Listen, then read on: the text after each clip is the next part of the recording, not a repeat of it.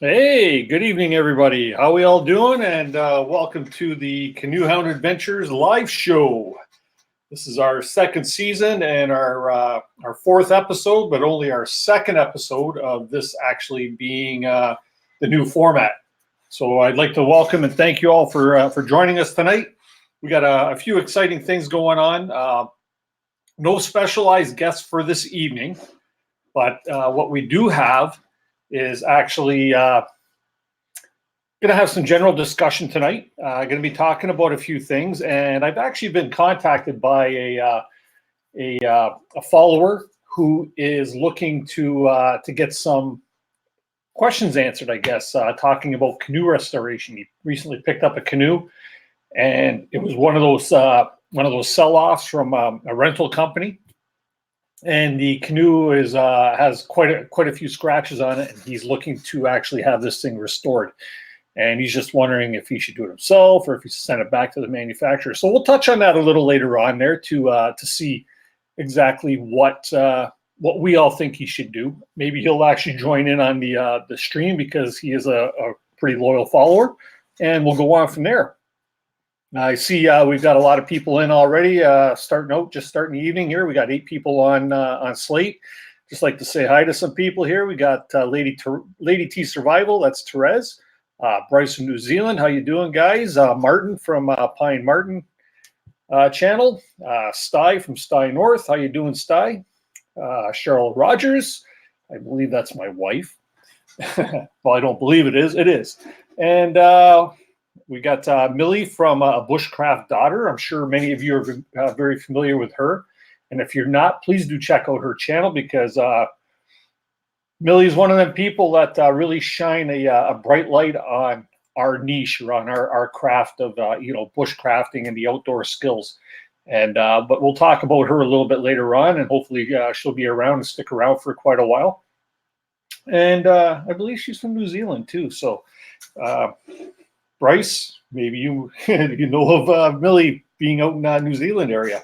So yeah, basically what we're going to do in this episode, I just want to talk a little bit about the new format that I have here with the channel. I want to take it in a certain direction, and essentially what I want this channel to do is allow us to get to know the YouTubers and people in the community that follow our niche, whether you're a hiker, bushcrafter, a cyclist, a canoeist, a kayaker, mountain climber, bungee jumper, whatever it is. If you enjoy outdoor activities, what I would like to do is get us all to know the people that we follow on YouTube. And the format that we're going to use for that is basically using this software that I have here. If you watched last week's stream, you see we kind of did a little interview session, and we had Sty from Sty North on. So I guess you could say, Sty, you were our initial our guinea pig. Yeah, our guinea pig. Sorry, I'm always down here trying to get my attention. What would you like? You want to be the co-host? Good girl. Okay, get down. Okay, so anyways, but yeah, so with that being said, that's kind of the direction I want to take, because I want to get you guys to get to know the people that we follow, right? And how we plan on doing that. And I'm going to try and stick to a time format, and I'll sort of explain the scheduling for that. From 7 to about 7:15, I'm just going to have some general banter, letting people know what's coming up, what you could expect from the show, to announce future guests of the show, so that you can get yourselves all prepared for these types of things. And then at about 7:15, we'll open it up to the guest, and we'll have a one-on-one chat with me and the guest, and it'll be a question and answer period. And it'll be a period for you also to pipe in with in the chat section to be able to ask questions of the guest, the said guest, right? And as the guest will introduce or talk about the things, it'll conjure up some additional conversation that should work well. Now, last week, I know it went very well, and a lot of people seem to be really in tune with the way it was all going. So I'm pretty excited with the way that this is going to go. Really quick on a breakaway, just to say hi to a few people. We have Rasmussen Bushcraft, another friend from over in Switzerland or Sweden, I believe. We got Hunt Shack Wilderness Experience, Northern Ontario boy. And we have Tom in the house. Tom is actually who was asking about the question about the canoe repair. We'll get into that in a little bit there. We'll get maybe when we get the general discussion going and open up the forum that we can actually get a little conversation going on as to that there. And then, yeah, and so moving forward, we got Dorothy Rogers in the house. Hi, Mom. How you doing? And let's see, about 8:30, or from 7:15 till about 8:30, we're going to have the forum discussion, okay, between me and a guest. About 8:30ish, we're going to break away. We're going to do a Canoehound Adventures swag giveaway. I'm just going to change cameras here because I see this one keeps going out of focus. So you get to look up my nose now. And then from 8, after we do the swag giveaway, basically what we'll do is we'll do an open forum. We'll have 4 or 5 guests on there, and we'll just basically carry on about other things, and it'll take us to whenever it takes us to. And I'm going to try and wrap things up usually around 9:30. So hopefully you guys are all good with that, on board, and we can have a lot of fun with that for sure. Just want to get a little caught up here on some of the comments. So I'm just going to get my glasses on there. We got Bryce in New Zealand. Hey. If ever I got a canoe, I would probably either sink it or tip it over or drown myself. Don't do that, Therese. We don't want that happening. No tragedies in a canoe, please. Ralph, very good. I'm doing quite well. Also, the Hide All Others, doing fine.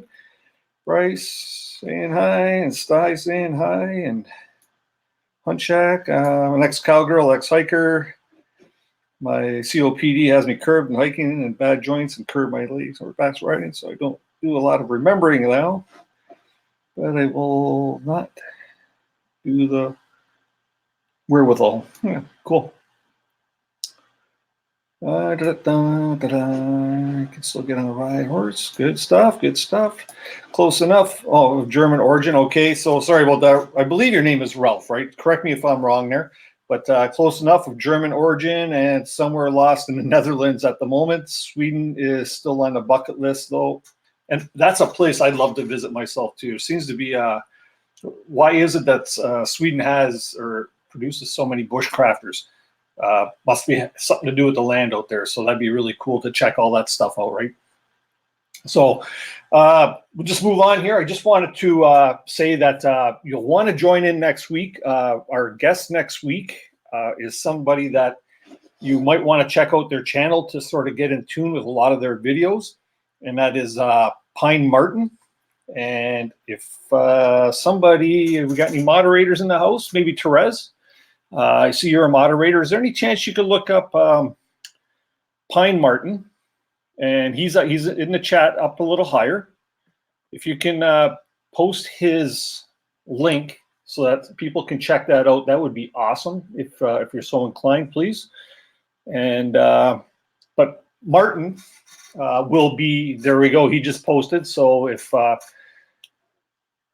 you know what, will be there. Yep. We go. He just posted. So if there we go.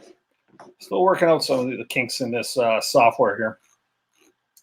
I'm going to, for this live stream, I'm going to add you, Martin, as a moderator. So you can post your link so people can actually check out your YouTube channel. So Martin will be our guest next week, and he's a very interesting fellow. He is very well in tune with Canadian Crown Land camping and how to find Canadian Crown Land areas to camp and hike and to use like us Canadians can do.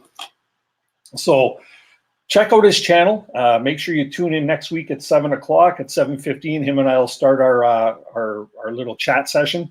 And I'm sure everybody's going to find this very, very interesting. And if he can convince his wife to join him, because she joins him on most of his adventures, that would be fantastic as well. So that is all good. That is all good. What do we got here?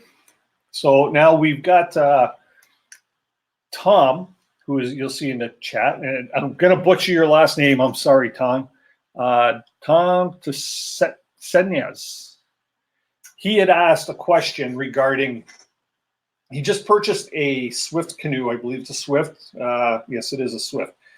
And I'd imagine it was from an Algonquin Outfitters sale. And when you purchase these canoes from these outfitters who rent them out, they have a lot of stories to tell. The bottom of these canoes are always scratched up and dinged and dented because the people who rent them don't really care about them that much because, let's face it, it's a rental. It's not your own. So, you know, they're not afraid to drag it across the rocks. They're not afraid to take it down a set of rapids and, like, you know, head on into a rock, you know, pulling over a beaver dam or whatnot. So you can imagine that these things really, really, really do get scuffed and scratched up on the bottom. But all is not lost when you pick up a canoe of that in that condition. You can actually contact the manufacturer, and I do know firsthand that Swift Canoe does actually do this because a friend of mine has one that he took back to have refinished on the outside. Basically what they do is, I guess they must sort of buff and polish and wet sand or something to sort of get rid of the scratches, and then they'll apply a new gel coat. And if it's too bad, they'll actually apply a colored gel coat to it. So it might be a good opportunity at that time. You could actually change the outside color of your canoe at the same time. So, but you can have them refinished, and it was surprising to me how good my buddy Bill's canoe actually turned out after it was restored by Swift Canoes. The only thing that he was a little disappointed in is the fact that when they were restoring it, the decals, they had taken the decals off for whatever reason, I guess to make everything blend proper. But he did not. They did not put a new decal set onto it. So you sort of lost the Swift identity, or they lost their branding on the canoe, essentially. You'd think that maybe they charge a little more or something, you know, just tucked in there so that they can actually maintain their branding. It's, I would think, good advertising for them, right? I know my canoe is pretty predominant on there that it says Swift Canoes and Kayaks, right? So with that being said, yeah, you know what? You can... Tom says he can't pronounce it as well. Okay, so I don't feel so bad in that case. But yeah, so, like, you know, that's not such a bad thing. So what I'm going to do, or what I would like to do right now, because we're approaching, you know, the 7:15 mark, as in keeping with the show's content and outline or direction, I'd like to, I'm going to post the link, and we'll get a few people. You know, let's get 4 people in here, myself and 3 others right now, so that it doesn't get too crowded. And let's open up this forum to a little discussion. Maybe we can get your take on what you think about a canoe restoration. Let's do that. So I just posted the link right there. And if anybody has a webcam and they would like to pipe in on the conversation, please do. It's always good to see what everybody else has in mind too. When you put your name in the bottom there, by clicking on that link, it should take you right to StreamYard. In the bottom, like for your name, please put your name as well as your channel name if it'll all fit. That way there, people have a first name to associate with yourselves. So let's see here. I'm just going to go through some of the comments. Lady T, we've got a couple of skinny dipping videos. Haha. Oh, okay. Yeah.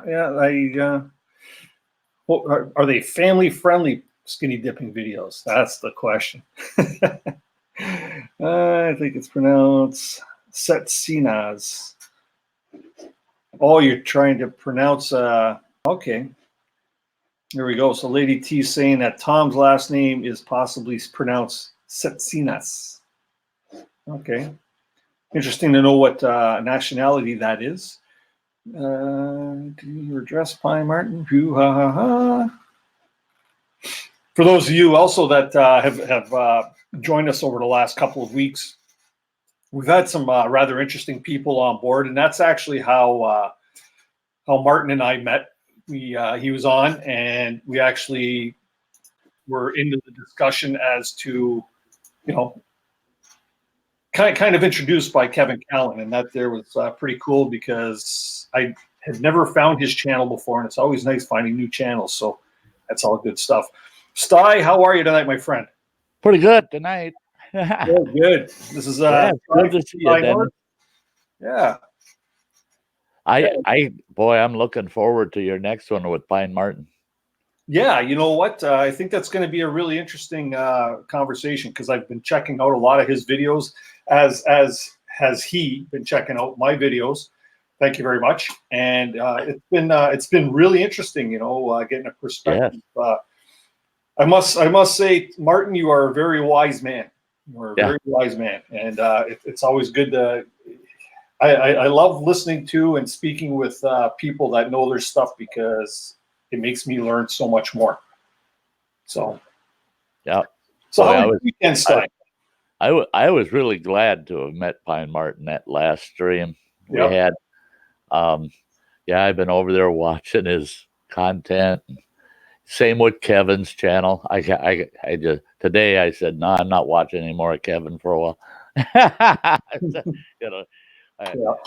But actually, Kevin was up north this weekend because it was Canadian Thanksgiving, and he posted like 2 videos here in 2 days, just little shorties about his goings on camping at Algonquin Park. And every time I watch one of his videos, I get a good chuckle. He is a really genuine character, but he's really a character. You know what I mean? So, what's the word? Colorful. That would exactly be it for sure. So he's very colorful. That's for sure. Yeah. I'm glad to see that we're getting some good folks showing up tonight for you. Yeah, for sure. It's what do we got? 15 people in the house already, and 4 thumbs up. So don't be afraid to hit that thumbs up, guys and gals, if you actually like. About just to say too, I'm actually I'm getting some pretty good response too. So I've got a few people that I've been asking about joining in on the Hi. Hi. Millie. This is Millie from the Bushcraft Daughter. How are you? I'm good. How are you guys? I am wonderful. Thank you very much. Good, real good. And I've watched all of your content there, Millie. Yeah. Thank you. This is my first live chat, so I'm pretty excited. Oh, cool. You're going to be a very popular young lady, and you know what? A big inspiration to a lot, but especially me. I follow your stuff, and it's it's very complimentary what you do for sure for our craft. Thank you very much. It's been a huge learning experience, especially coming into just knowing a little bit about bushcraft and then starting my own channel and page, and then suddenly it just goes through the roof, and then you're like, oh my gosh, I actually need to learn some stuff. So I've done heaps of reading books, watching YouTube videos, and I'm really looking forward to the rest of the year, as I've got the Christmas holidays that I'm really looking forward to. I'm doing some cool as trips. Nice. From what I see in a lot of your videos, it seems like every day is Christmas. Yeah. You're always doing your mail openings. You get a lot of packages sent to you. That's great. Yeah. Yeah, I really lucky with the gear that I receive. I've actually got some really cool gear coming very soon that I'm looking forward to. So, but otherwise, looking forward to it. Well, you know what, and that's a compliment to you as well. because people see what you're doing and they're really enjoying it, right? And it's the pleasure that you get out of doing it. I was watching your one video where you must have been on the beach with your family, and they were doing their thing with the boat and everything. And broke off from the crowd. She went over. She started building a fire, with us. Right. She got her camp all set up and putting the hammock up. And I loved it. I loved it. That's awesome. So thank you. Yeah, and I was the sad thing about New Zealand is no one has Canadian canoes. So I'm in the process of trying to look for the canoes that you guys use, but no one in New Zealand seems to have them or sell them. So it's... Is that right? Yeah, there's only kayaks. There's no canoes that you can sit in and actually paddle in, which is very strange, but I'm trying to figure that one out. You might have to get in touch with one of the kayak companies and see if you can get something custom made. Yeah, I might do that. I've never actually thought of that. Yeah, my solo canoe is essentially a kayak without a top on it. Essentially, right? Yeah. And it's paddled in the same way using kayak paddles. You're sitting on the floor in a little seat like you would in a kayak. But Yeah, maybe they should have a look at Swift Canoe and Kayak and see what they have to offer, right? Yeah, I'll have a look on them when I get off the live. But yeah, I will definitely have a look at them. Yeah, for sure. And I would think that some of your kayak dealers in the area, that they could order and get you a canoe.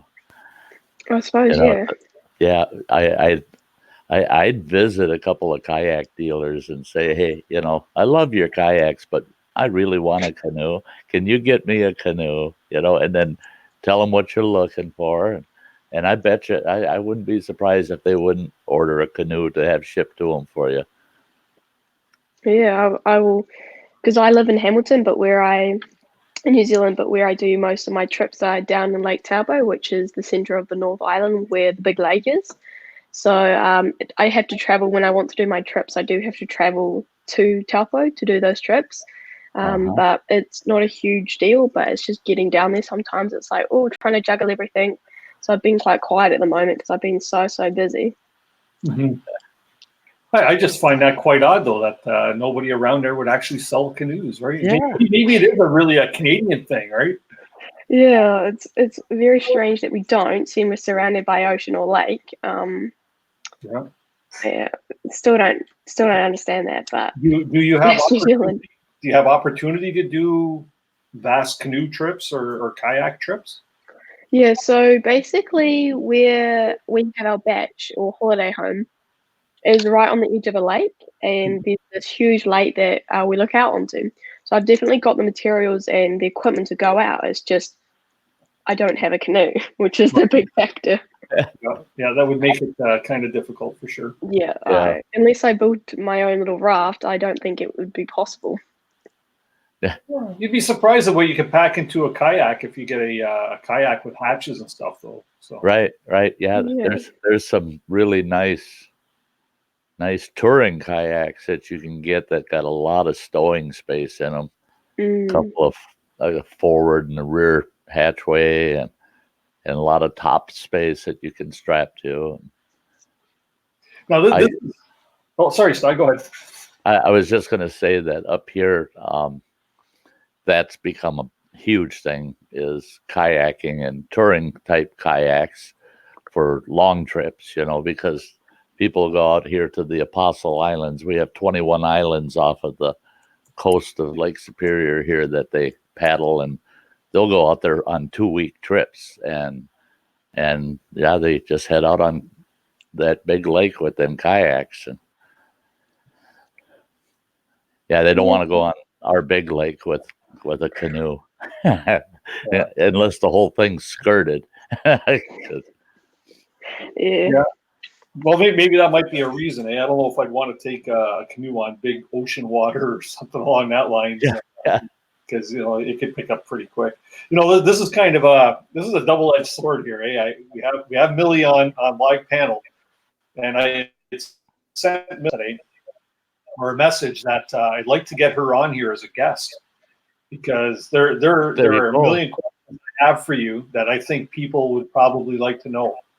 About how you got into this and why you do it, and how long you've been doing it, like all the stuff. I don't want to get into it right now because I really like.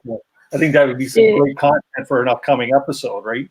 Yes. Yeah, I was super excited when you invited me onto the show, and I was like, yeah, I'd love to. So I'd definitely be keen to do like another video with you. So yeah, that's awesome. Because like I said, I've been following you. Geez, probably ever since I started doing Instagram. I think that's where I first came across your content on there, and it's been awesome. Awesome, keep it up. That's all I can say. Thank you. If it's something you enjoy, you keep it right up. Thank you. Yeah, I couldn't believe how fast my followers grew. Like I just started it to follow like you guys and the like Joe Rogan and all like these top guys, and then suddenly I started getting a following, and I was like, oh, hello, this is quite cool. So then you start making content, and then you learn filming in that. And I just got a new camera system, so I'm really stoked to test that out, which is like a microphone, so it cuts down the noise when you're videoing outdoors. So I'm really looking forward to testing that out. I've got some cool gear for testing that should be coming in the next few weeks. So there'll be definitely keep an eye out for that. There'll be some real cool videos. I'll be watching. I'll be watching. Yeah. Yeah, so, I saw your video on your new camera gear. Yeah, great. That's great. Yeah, that's one I still have to watch. You know, the funniest part is, or the hardest part is I subscribe to so many people that today I got like 20 new videos to watch, right? And only so much time to do it in, right? Yeah. You have to pick and choose by all means, but there's some that, you know, I don't miss. I'm sure y'all follow Sean James, there, Myself for Life. And of course, good old Joe, right? Everybody's got to watch old Joe. So, yeah, that's cool. That's awesome. So you do all your own editing there, Millie? Yeah, so basically I've self-taught myself. So I have my MacBook Pro, my iPhone, and my GoPro. That's all I use. And then basically I just used iMovie. So I just started testing it out, fiddling around with it, then working out, oh my gosh, you can do all this with it. It was a couple of videos weren't as good as I wanted them to be. But now as I'm getting better at making them, I'm able to create better content for my followers in there. So currently I'm just working on when I edit it doesn't have to be all done in one day. You can do it over a series of days and then let it out to be really good. Like when you come back from a trip, you don't have to panic and be like, oh, I need to get this video out. You can be like, it'll be out in a day or two or something like that. Yeah. Right.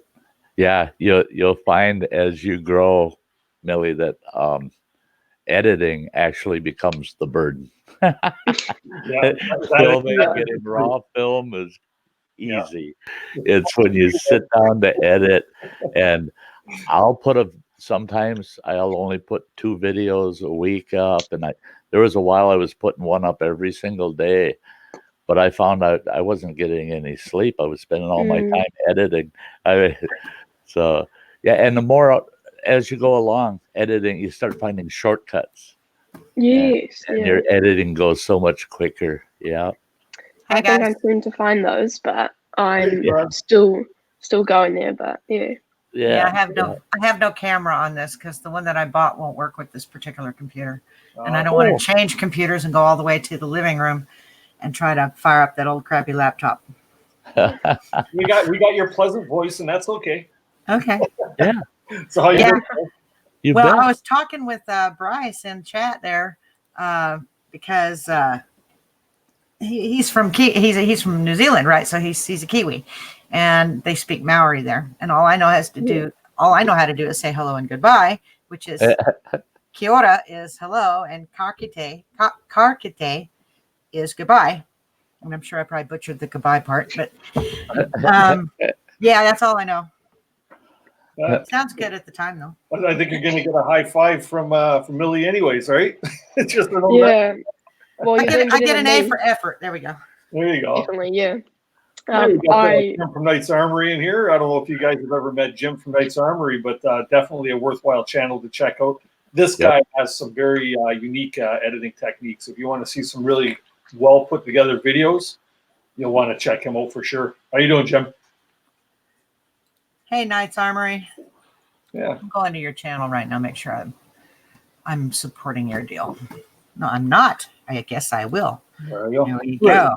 Really nice to see that. You know what? Not only do we have Canadians and Americans here in the chat, but we have like Ralph from Germany there, and a couple from New Zealand, right? And anybody I'm missing here, but we're getting a good mix of global support. That's for sure. It's definitely one thing I learned quickly with the community, that everyone's so supportive with each other. It's you jump into one chat and you follow the next 20 people. Yeah. Well, everyone's just so supportive of everyone. It's not like you have to be this person to be in the community. It's just everyone can jump in. Yeah. Well, you know what? And the best part is, no matter where you go, you'll always get people crossing over. You know, you might see myself and Sty in this chat, and then you'll go to another chat, and you'll see Sty in there with somebody else. And so there's a lot of collaboration that goes on with this, and definitely, support each other for sure, and grow our channels and learn the craft, right? Yeah. Well, I have a lot to learn as far as videography goes, because I tell you, right now I suck at it. Well, you know what? We're all beginners at one time, Craig. So essentially, you want to the more you do it, the easier it gets. But just like Sty said a few minutes ago, the editing becomes the burden. Yeah. It's all fun and games while you're out there shooting and setting up the shot, and and you got to go back and shoot it again or something, or the dog does something funny in the background. It has happened to me. But it's all fun shooting, but it's the edit that makes is the difficult part. So to shoot a 20-minute video, it takes you 4 or 5 hours to edit. Yeah. Ralph was saying that it's better to have fewer videos well edited that got great content than it is to just keep pounding on videos all the time, because that's where you see people getting YouTube burnout. Is they put so many hours into it, where fewer videos with good content go just as far, if not further, than just constantly trying to pound, get all these videos out. It's surprising when I quit putting out a lot of videos, my views dropped and then they came right back up, even though I was putting out a lot less videos. And it was because I was concentrating on content rather than the number of videos. And you get a different crowd, and they watch longer too. If you're only putting a couple videos up a week, then they'll watch the whole video, because they know they're not going to get to see another one from you for days. So you can also get creator burnout too, right? Where you oh my God, yes, too much of the same person. Oh yeah. I had so many ideas when I first started my channel, but I kind of ran out of things to talk about. Yeah, I've definitely found you'll be videoing, and then something's in the background that you were completely unaware of, and you've done a gear review or a 20-minute video, and you go back and watch, and it's like, oh my gosh, I need to go back and reshoot that. Or you've been out and you are completely unaware of someone in the bush screaming or something that you don't want in your video, and you're like, oh, you're kidding me. You're gonna have to reshoot it, and then definitely the editing's the hardest. Wait until you've done what I've done. I went out on a 2-day outing, an overnighter, and I was filming my whole hike. I filmed in camp. I filmed the following day coming back home, and I got home and hooked everything up, and I couldn't believe it. There was no memory card in my camera. Oh no! Oh gosh! Oh no! 2 days of filming, and I had nothing. Oh, that sucks. Yeah, and it was my own fault. I could look right at the viewfinder, and it was saying no SD card, but I'd hit record, and it would act like it's recording, but it was telling me there's no SD card. But oh no, I filmed for 2 days, and no, you didn't actually film today. You shot. Yeah, no cookies. Yeah, I for tried to film for, and the worst part is like Millie was saying. Then you say, "Oh gosh, I got to completely redo this," but then I realized that was real time. That was you can't redo what you lost because you were filming things that were happening at the time that you can't reproduce. You can't reproduce 2 bald eagles flying over. You can't reproduce a beaver that's mad at you along the bank and slapping his tail. You go out there and try to redo it, and none of those critters are there anymore. And you're just like, oh, I lost it all. Yeah, I think I definitely, for my first trip that I did a hut trim. And that was maybe a month until I started my page, and I didn't video. I just took maybe 4 photos. Instant regret when I got back and realized, oh, I should have shot the whole thing and edited a huge video, and then I would have had a 10-20 minute video of an overnight stay. And I was like, why didn't I not video? And then I got halfway through my next adventure and still hadn't videoed, and I was like, why have I not learned yet? So now I take my camera gear everywhere I go, and now I video everything. So then I know I've got something. Yeah. My first 2 videos on my channel, I'm almost 450 videos on my channel now, but my first 2, were slideshows, just a bunch of still pictures with music and little and captions. But my first two videos, they were nothing but slideshows, and because I didn't know what the heck I was doing, and I love going back now. Yeah. I love going back almost 4 years, and I look at my first videos and I just laugh. I go, "Oh, you clown! You didn't know what the heck you were doing." It's a bit like that. My first video with my phone, I didn't have any kind of a stand for my phone, so I took a church key, right, with a bottle opener. Right. Then I propped it up on that. I had to hold it down, the weight down with a book so it wouldn't flip off of there, and set it up on a couple of milk crates in my living room. So, So what you're saying is you're a MacGyver, right? Well, I definitely jury rigged it. Yep. Yep. You do what you have to do.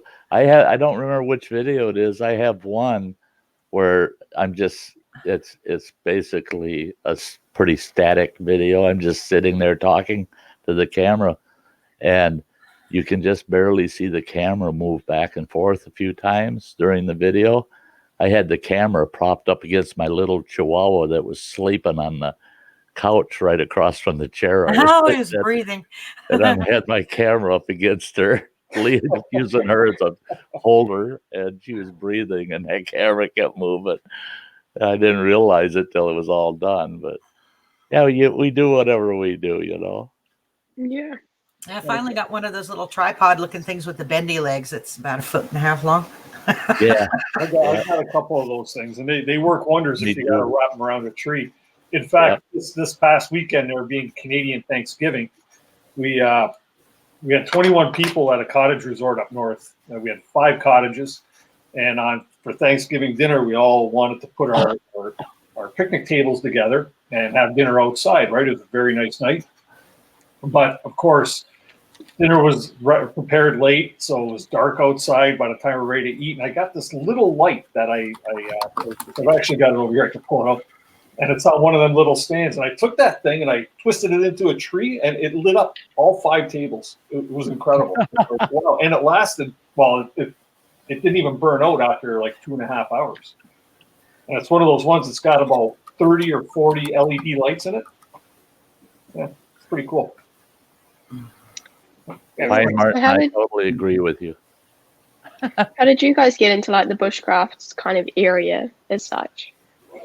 I actually had a bushcrafting camp. We taught primitive skills at that camp. It was called Wilderness Thriving Fundamentals, and I operated that camp for 4 years. And I grew up in the woods. I've always been in the outdoors, and my family, they were all avid outdoors people, and then one day I talked to another fella, and we decided to start a business and teach some primitive skills in the outdoors. And I miss that life, but I also enjoy the fact I'm retired now. I can go outdoors for the fun of it whenever I want. That I feel bad for people that have lives to live. I look at sky and all I see is the outdoors. Right? You have an outdoorsman right there, right? I'm wearing a camo shirt too, but mine's green. Oh, there you go. Yeah. I got into the. Oh, go ahead. Go ahead, Lady T. Oh, okay. It's like how I got into the survivalism. Started probably when I was around 10 years old. We had just sailed up from Barbados all the way to Florida on a 32-foot long sailboat, aptly called the Exile. And we were living in Florida, and we had no money. My dad had fronted us, got somebody to front us a house, but we only had 2 mattresses and no blankets, but we had some sheets. But there was a gap between the mattresses, and it was cold at night. So we'd take turns sleeping down in that little cavity in between the 2 mattresses so we'd be warmer. But we didn't have any money, so we stole oranges out of the orange groves for breakfast and lunch. We'd have a bologna sandwich for dinner. So we were right next to a lake, right? And this is where I decided I wanted to be into survivalism. Is we was right next to a lake, there was a little dock. And I walked out there and I could see fish, but I couldn't catch them. Okay. I was hungry and I wanted fish, but I couldn't catch them. And I didn't know how to make a fish trap. I didn't have hooks and line. I didn't have any of that. And I never did catch one of those fish, but that stuck with me my entire life. So that's how I got into it. Just saying. Quick backstory on me. That's so cool. Yeah, myself, I've been, I don't even know how I get it. Just like a lot of the things I do, I don't know how the heck I get into it sometimes. Everything from business to, pretty much everything. But I've been canoeing myself since I was about 17 or 18 was when I did my first canoe trip with a friend. And right from the first time I did it, I was pretty much hooked. And over the years, I've just picked up my bushcrafting skills, fire starting and shelter building and trying to pack light and things of that sort. But I've never had any formal training. YouTube has taught me a lot, but there again, I could teach a lot also through the YouTube forum, right? But it's a great way to brush up on things. But yeah, I've always been, ever since a little guy, I've loved fishing. My parents would take us fishing at my grandma's cottage or something along that lines. And I was a Boy Scout or a Cub Scout when I was a kid. And as cool as it was, and, I think somebody attuned to it last week, how, they didn't like the part like go to Boy Scouts and learn how to crochet or something. That wasn't my thing, right? I wanted to play in the dirt. I wanted to be the kid that built a fort in the backyard. Right. So that's pretty much how I kind of got started on this type of thing. Yeah. How about you, Millie? Cool. I shouldn't ask you because this is what I want to ask you when I have you on the show, but go ahead, give us a tidbit. So basically, how it started was through Army Cadets. So I don't know if you guys have that where you guys live, but it's basically, like a youth organization of like what the Army would do. Right. So I started doing that, and within the first month, we did a outdoor bush camp. Absolutely loved it, like being out in the woods, having to make your own food, fires, sleeping out in improvised shelters, having fun at dark. It was just a whole bunch of fun. So then I started to think about my own. So what could I do in my own time to go out in the bush? So I went out into the bush a few times and really enjoyed it. And we also have a boat. So Dad would always take me fishing. So I loved fishing and I really enjoyed that. So I thought, how about I combine kind of both of them and start my own page? So I started my own page, just again, wanting to follow kind of the big boys and see what they were doing. And then started gaining some followers. And then I actually won my first giveaway within the first month. And that's how kind of the gear review thing kind of came about, because I did a video on like unboxing the knife and the knife's like features and stuff like that. Yep. And people were like, whoa, this is so cool. You're so natural at it. So then I started getting some gear, approaching people, smaller companies, and then the Hidden Woodsman. I'm not sure if you're all like, the Hidden Woodsman, Malcolm. Yeah. I became an ambassador for him, and then that's kind of how my page went upwards. He's been a very, very helpful man. He's given me a few packs and pouches, and they're great packs. So if you guys haven't already, go check him out. His packs are awesome. And then, people approach me for gear reviews and they say, hey, can I send this to you if you were to do a review for it? And I'm like, sure. Have a look at it. Does it fit? Because I kind of have a little criteria of a gear review. Mm-hmm. So is it going to be worth the shipping to come over here for me to do it? Like, does it fit my page? And if it doesn't, I'll be like, hey, thanks for the offer. It just doesn't really fit my page. If it fits my page and kind of the criteria of a gear review that I would do, I'll be like, yeah, sure, head it over here and I'll do a review for you. And then also, that's kind of how I got into bushcraft and outdoor living and stuff like that. And how do your friends like it? Like, obviously, you're still in school, and yes. You've obviously probably got male and female friends. How are they with you doing what you do, or do you find you just take off and do the bushcrafting thing yourself? Bit of both. So my friends from cadets, they are so jealous, like in a way, because I get sponsored with all this gear, and they're like, "Hey, I want all that gear too." But then, like with friends at school, it's kind of like not many of them know because at school I don't really talk about it. Right. It's just more kind of like a little sideline thing that's a really good hobby of mine that I really enjoy doing. So in terms of that, it's kind of like a little business sideline thing that I enjoy running. Just like you guys have work and I am at school, so it's kind of like a sideline thing how you run. Right. But otherwise, yeah, my family have been very, very supportive, like giving me heaps of tips on like how, like when I first started out, like how to word things, so how to project things that are gonna like get people interested in a post, a video, or some sort of anything that I'm trying to get people to look at. And then it's just kind of gone up from there. Then my name came about, and then that's kind of how everything kind of came together. Well, that's good. That's good.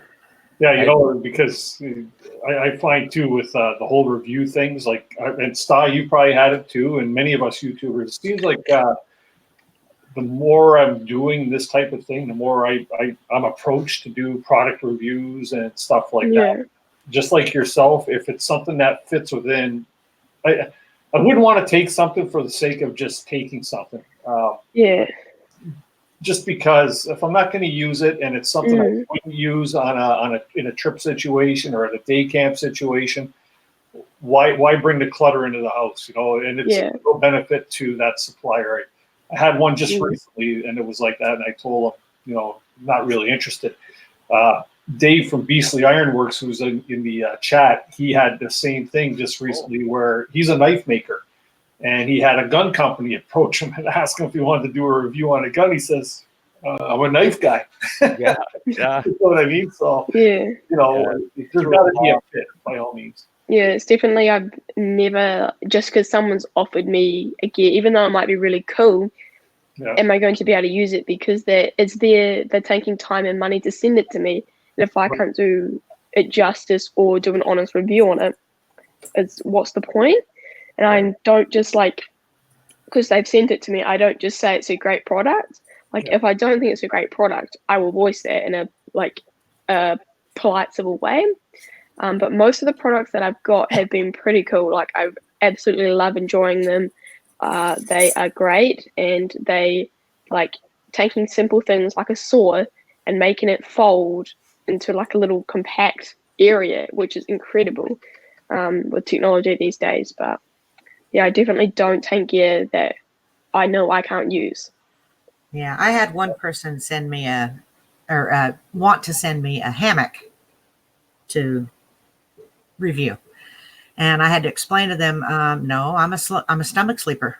I don't sleep in hammocks because I can't sleep in a hammock because otherwise I'll be bent backwards, and I just cannot go to sleep unless I'm on my stomach or on my on my side, mostly on my stomach. So I had to turn them down. Yeah, I understand. I was Millie will probably get a chuckle out of this, but I was telling Dennis one night on our streams, we were talking about reviewing products, and all these guys are saying, "Yeah, I got offered to review this and that, and all this nice gear and stuff." And the very first time I was approached, they wanted to send me a whole bunch of cosmetics and do a review on it. Man, were they barking up the wrong tree? I messaged them back. I said, "Now I know you never watched my channel." Yeah. Because there ain't enough cosmetics in the world that you're going to fix this. Yeah, you don't want me doing your review because I know I can hear what I'd say. Well, I put 2 bottles of this stuff on and didn't change a dang thing. Because it's not going to be a good review. You know what? It's funny you say that. They want to send me beard care products. That would work. But, come on. Cosmetics. It happened to Doug there, at Grim Adventures of Bushcraft. Oh, yeah. And that's why he did a little spoof video. He put the makeup on, wore his wife's dress, and the whole 9 yards there, right? So, yeah. Oh, we lost Millie. Yeah, we lost Millie there. But so yeah, it's funny, how you want to do reviews, but you want to do honest reviews. And there we go. We got Millie back. Sorry, I accidentally pressed something and I was like, oh, where did I go? We always tell each other, don't push that button. Yeah, don't push that button. And then, I just pressed this one thing. I was like, oh, what does that do? Oh, I'm gone. I'm gone. Yep. There I am gone. I was going to mention to Millie, she probably would have loved it. She would have loved it. I took my family out to northwestern Montana up here in the U.S. For 4 years, and we spent 1 full year living off grid in a wilderness area, a very remote wilderness area. And my children were between the ages of, well, at that time, they were between the ages of 4 and 9 years old. And we homeschooled our kids for 4 years out there. And boy, did they love the outdoors. Every one of them, they walked away from that. And their friends, after that year out there in the backcountry, their friends wouldn't leave them alone. I mean, it was just like, we want to hear more. We want to know what in the world was that like, and all their friends are saying, I could never do that. And my kids are telling them, what do you mean you couldn't? We didn't get a choice. Mom and Dad took us out there. So we just fell into it, and we loved the outdoors. We just learned to take it in and love every bit of it. And that's the thing, is we don't have enough younger people with channels that are geared in the direction of bushcraft, because I have a broad audience, all the way from kids all the way up to people that are sitting in nursing homes. but the kids, when we had our wilderness school, I would say close to half of my clients were folks under the age of 18, kids under the age of 18, and they learned the best and the most. I mean, they perform so well. I mean, you get somebody that's in their 30s in a camp like that, and they walk in the door knowing everything.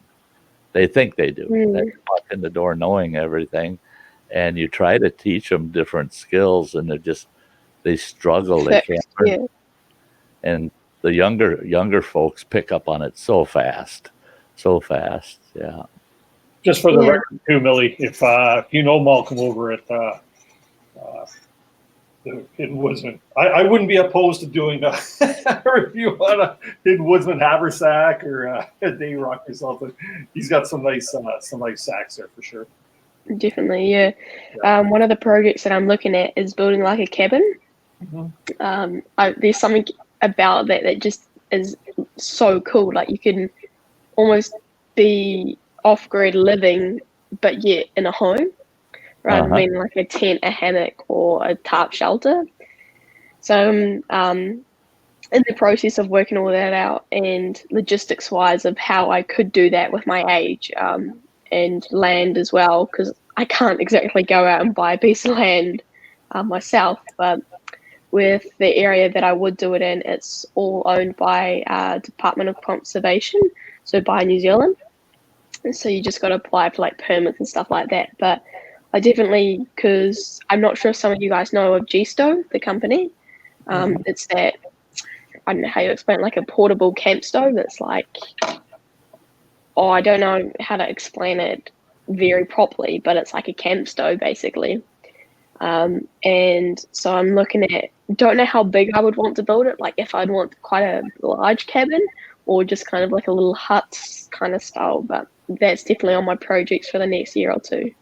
Oh, neat. I'm just going to post something across the bottom of the screen. Sorry, it's going to block out Lady P and Millie a little bit, but I'm posting this up for you to see, Millie, because it's all right. Something from Rain Dance Bushcraft, and Jess is a friend of mine from Montreal, Quebec, and he has a daughter that he's really trying to introduce to this. Yes. This comment says it all. My occasional channel co-host is an 8-year-old girl. I'm always on the hunt for female bushcraft role models for her. Jess, definitely have your daughter check out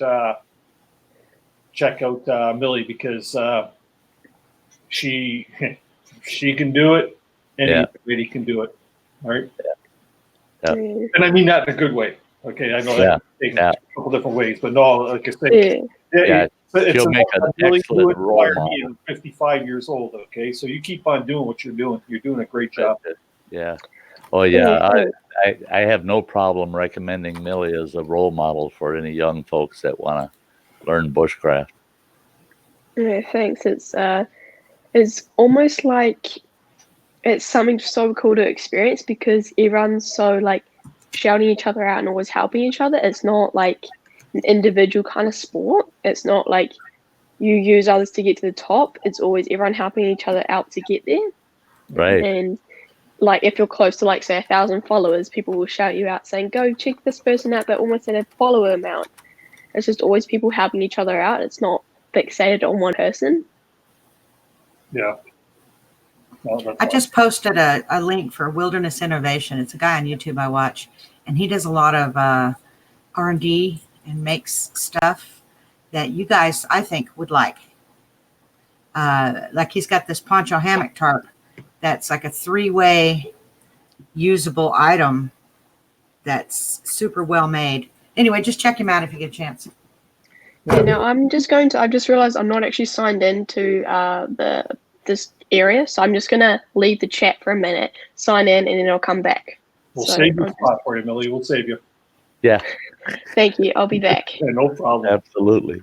Yeah, so for those of you who are just coming into the chat there on the new Canoehound Adventures live show, the new format is sort of kicking in, and tonight we have a panel here filled with some really good people. We got Sty North, Millie from the Bushcraft Otter, and Lady T, that's Therese, and a lot of good people in the chat here. I see Go Fish Office just popped into the house here. We got Doug from Grim Adventures of Bushcraft and Hiking. We got Crystal from CLC Florida. We got Dan from Herbert T Outdoors, and the list goes on and on. Be sure to check out each other's channels, show each other some love, do it the right way so that everybody will benefit from it. And by all means, watch some content because we have a lot of great creators in here, people who are all within the same niche and things that just cross over into each other. So it's a great network and a great way for everybody to get to know and love each other on here, right? So that's awesome stuff. Earlier in the stream there, I was talking, we got Tom who just purchased the Novacraft, or sorry, not a Novacraft, a Swift canoe from a rental place. And it's got a bunch of stories on it. And I call them stories. What they are is basically scratches, scuffs, and dings all over his canoe. And he wants to restore it to get it looking a lot less used. So does anybody have anything, whether in the chat or here in the panel, as to what you think he should do? I say it'd be a great idea to send it back to the manufacturer, have it re-gel coated. Yeah, I think before I would take on a project like that, because of, first of all, because of what the canoe is made of, before I take that on myself, I would price it with the company first. It might be worth a few extra bucks to just let them do it, get it done really right. I could see somebody messing up a canoe. Yeah. I do know Tom had mentioned in the email that he had sent me, and great, thanks Tom, by the way, for reaching out to me through my email address. I'll post that on here a couple times if anybody has any emails that they'd like to send me about content or anything like that, or anything that's upcoming. I'm more than happy to answer my emails. But Tom had mentioned that already, I guess, gotten a price from Swift Canoe and Kayak. It will cost him about approximately $350. And his canoe is a Kevlar Fusion canoe, right? Uh-huh.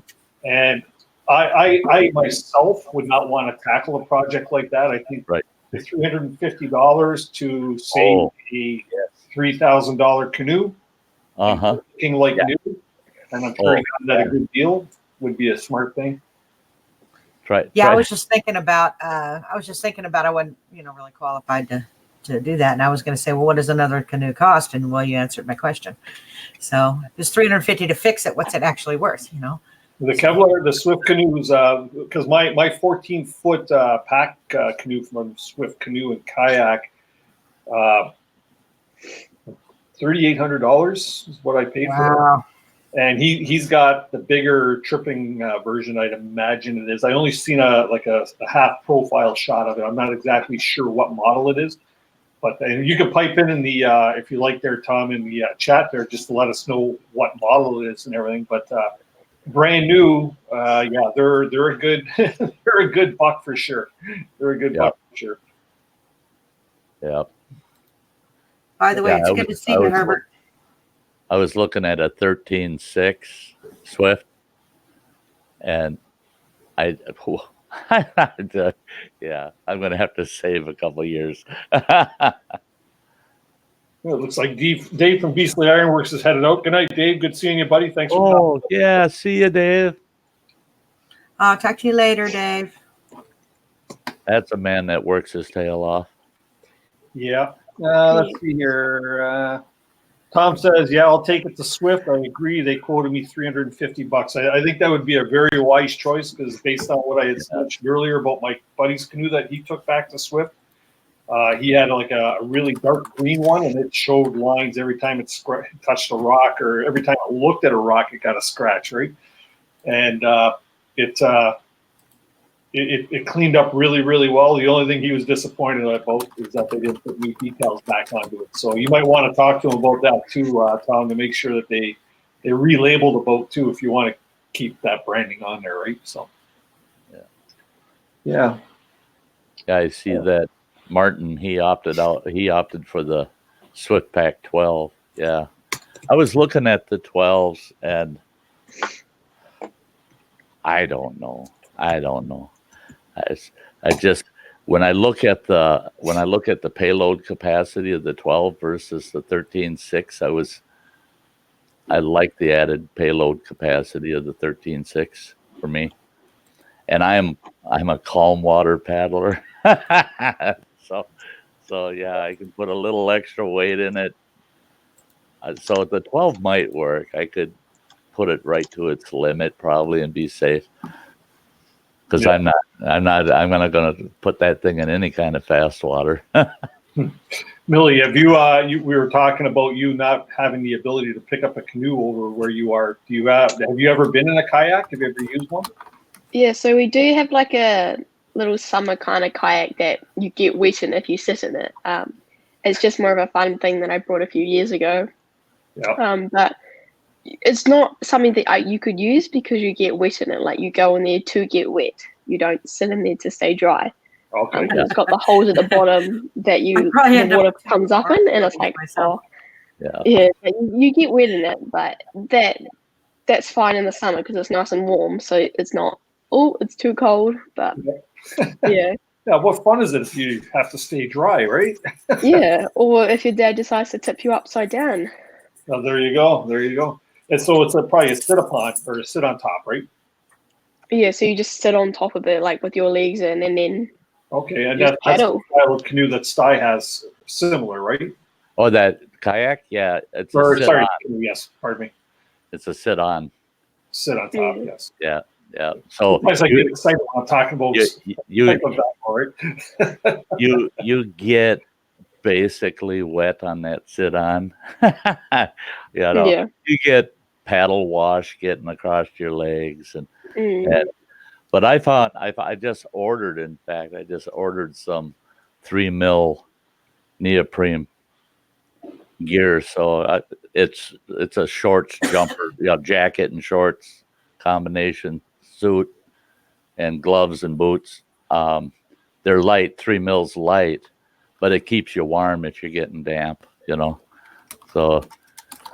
But yeah, if you're going to kayak now out here, because we use sea kayaks mostly out here on the Great Lakes, on Lake Superior, and they're fully skirted and you're dry from the waist down. It keeps you nice and dry, but kayaks have a tendency of rollover. I tell people, if you got a sit-in kayak, they've got a tendency of rollover. And when 60% of kayak rollovers are mounting and dismounting. Yeah. In and out. It's as long as you're in it, and once you've paddled one around for a while, they get real stable for you. But it's boarding and unboarding that's when you roll that bugger over. Yeah. Yeah, I'd probably kill myself. Yeah, that's where I can ride a horse at a dead run bareback, but put me. And that's why I got to sit on, because to sit on, I can just swing around in my seat and step right off of it. No, I had two kayaks. They were both Necky Skies. I bought one for myself and my daughter years ago, and they sat here not getting used because obviously my daughters have grown up and they're off on their own now. They were just sort of sitting back there collecting the fall leaves every autumn season, right? Mm-hmm. So Dave from Beasley Ironworks actually bought them for him and his wife. And that's right. I remember it. Yeah, but you know what? Those kayaks were the most stable kayaks. They're a great beginner kayak because I've tried to tip them and they are very, very, very difficult. And Right. it's because they have a wider berth on them, right? There's a lot of hip room, and then the what do you call the rocker? No, the rocker. The beam. But the beam of them is wider, but it had a few steps going up, right? So it made them very, very stable kayaks, and that's why I initially bought them for my daughter and I. Yeah. So that I knew she was going to be safe in there, right? Not just. Hey, well, listen, guys, I have to get moving. Okay. I wished I could stay longer, but I can't. But I bet you can get somebody else in here that's more canoe oriented. Yeah, you've done a great job, Lady T. Anytime. All right. Well, listen, guys, you have a great afternoon. You have a great afternoon. You too, Lady T. See ya. Get out of here. Okay, here we go. Leave studio. There we go. All right, you guys have a good one. You too. See ya. So that opens up the space here for if somebody else would like to join us. Maybe Martin or Tom, if you have the ability, and I'm just going to post the link, and there's the link. If one more person would like to join into the chat, you're more than welcome to.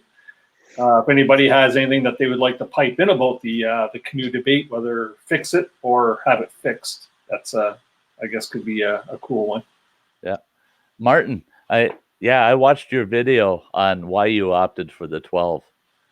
So I did watch it, and you did an awesome job on the pros and cons of both the 12 and the 13.6. I watched that before I even started really looking at the company specs on each. Yeah. Your advice goes a long ways, pal. He says he's flattered. He don't need to be flattered because he's smart. I mean, yeah, you're sharp, bud. You don't have to be flattered about that. It's just the way you are. Yeah. So for those of you that are in the chat, if you join us next week, Martin Pine from Pine Martin channel is going to be my guest, and we'll be talking about a bunch of things. It might be relative to a lot of the stuff that can be happening in the United States and Canada. One of the main things is actually trying to find crown land to camp on or canoe on or to use just for outdoor activity. So that leads me to ask you, Millie, do you have a lot of area where you're from that you can actually go out and practice your craft? Yeah, so where I do most of my trips around, which is Lake Taupo, I'll get a picture on my phone later. It's like heaps of bush around it, so I've got heaps of like opportunities and kind of options where I want to go. And New Zealand has this really cool thing called DOC huts, so Department of Conservation huts. So you basically pay to go stay a night, and it's different standard huts. So standard, which is like bivvies, serviced, which is it's got basic cooking and basic living conditions in, and then advanced, which is like the Great Walks, which is you pay quite high money for. So I really enjoy going to them, or I just choose to do a solo or a overnight camp with my dad. So just due to me being like only 14, I do drag my dad along with me, so he gets dragged along with all my camps. A little bit more camera friendly, but trying to teach dad a few tips and tricks so he can not be always hiding at the back in the videos. But yeah, I do have plenty of options where I can go. Oh, that's awesome. You know, I absolutely love it when my daughters want to come out in the bush and do bushcrafting with me or something. My oldest daughter seems to take a little more interest in it there. Like, she loves coming out and spending time with dad. She's 27 years old. And my youngest, being 23 right now, she's moving on with her life. She just got married a couple of weeks ago. But, you know, it's always a pleasure for me as a father to take them out to the day camp that I have, which I have not been to this summer. I haven't seen my day camp with leaves on the trees. I'm hoping this Sunday. But and yeah, you got to get out there quick. Yeah, because the leaves are falling, right? Yes, they are. Yeah, I just mind you, my youngest daughter loves going camping and stuff like that. You know, we do the family camp, boat camping every summer. But yeah, I love having them out to the day camp and you know, teaching them a few skills and you know, try not to cut our fingers off with them really, really sharp knives, right? So yeah, so I'll see if you guys can see. So see where it says Kinlock? I'm just gonna right at the top. Right at the top. Yeah, right at the top. So that's where we go. So I'll just zoom in to that bay so you guys can see the bay. But that bay called Whangamata Bay, all around there, that is where I mainly do my trips. Oh, wow. So there's heaps of bush, and I'll find some images of like the water for you. Just got to. Is that fresh water or ocean water? Yeah, so it's all fresh water. And great.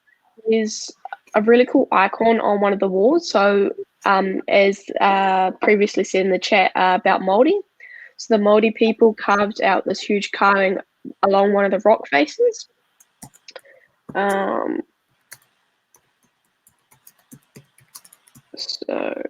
I'm just gonna look there.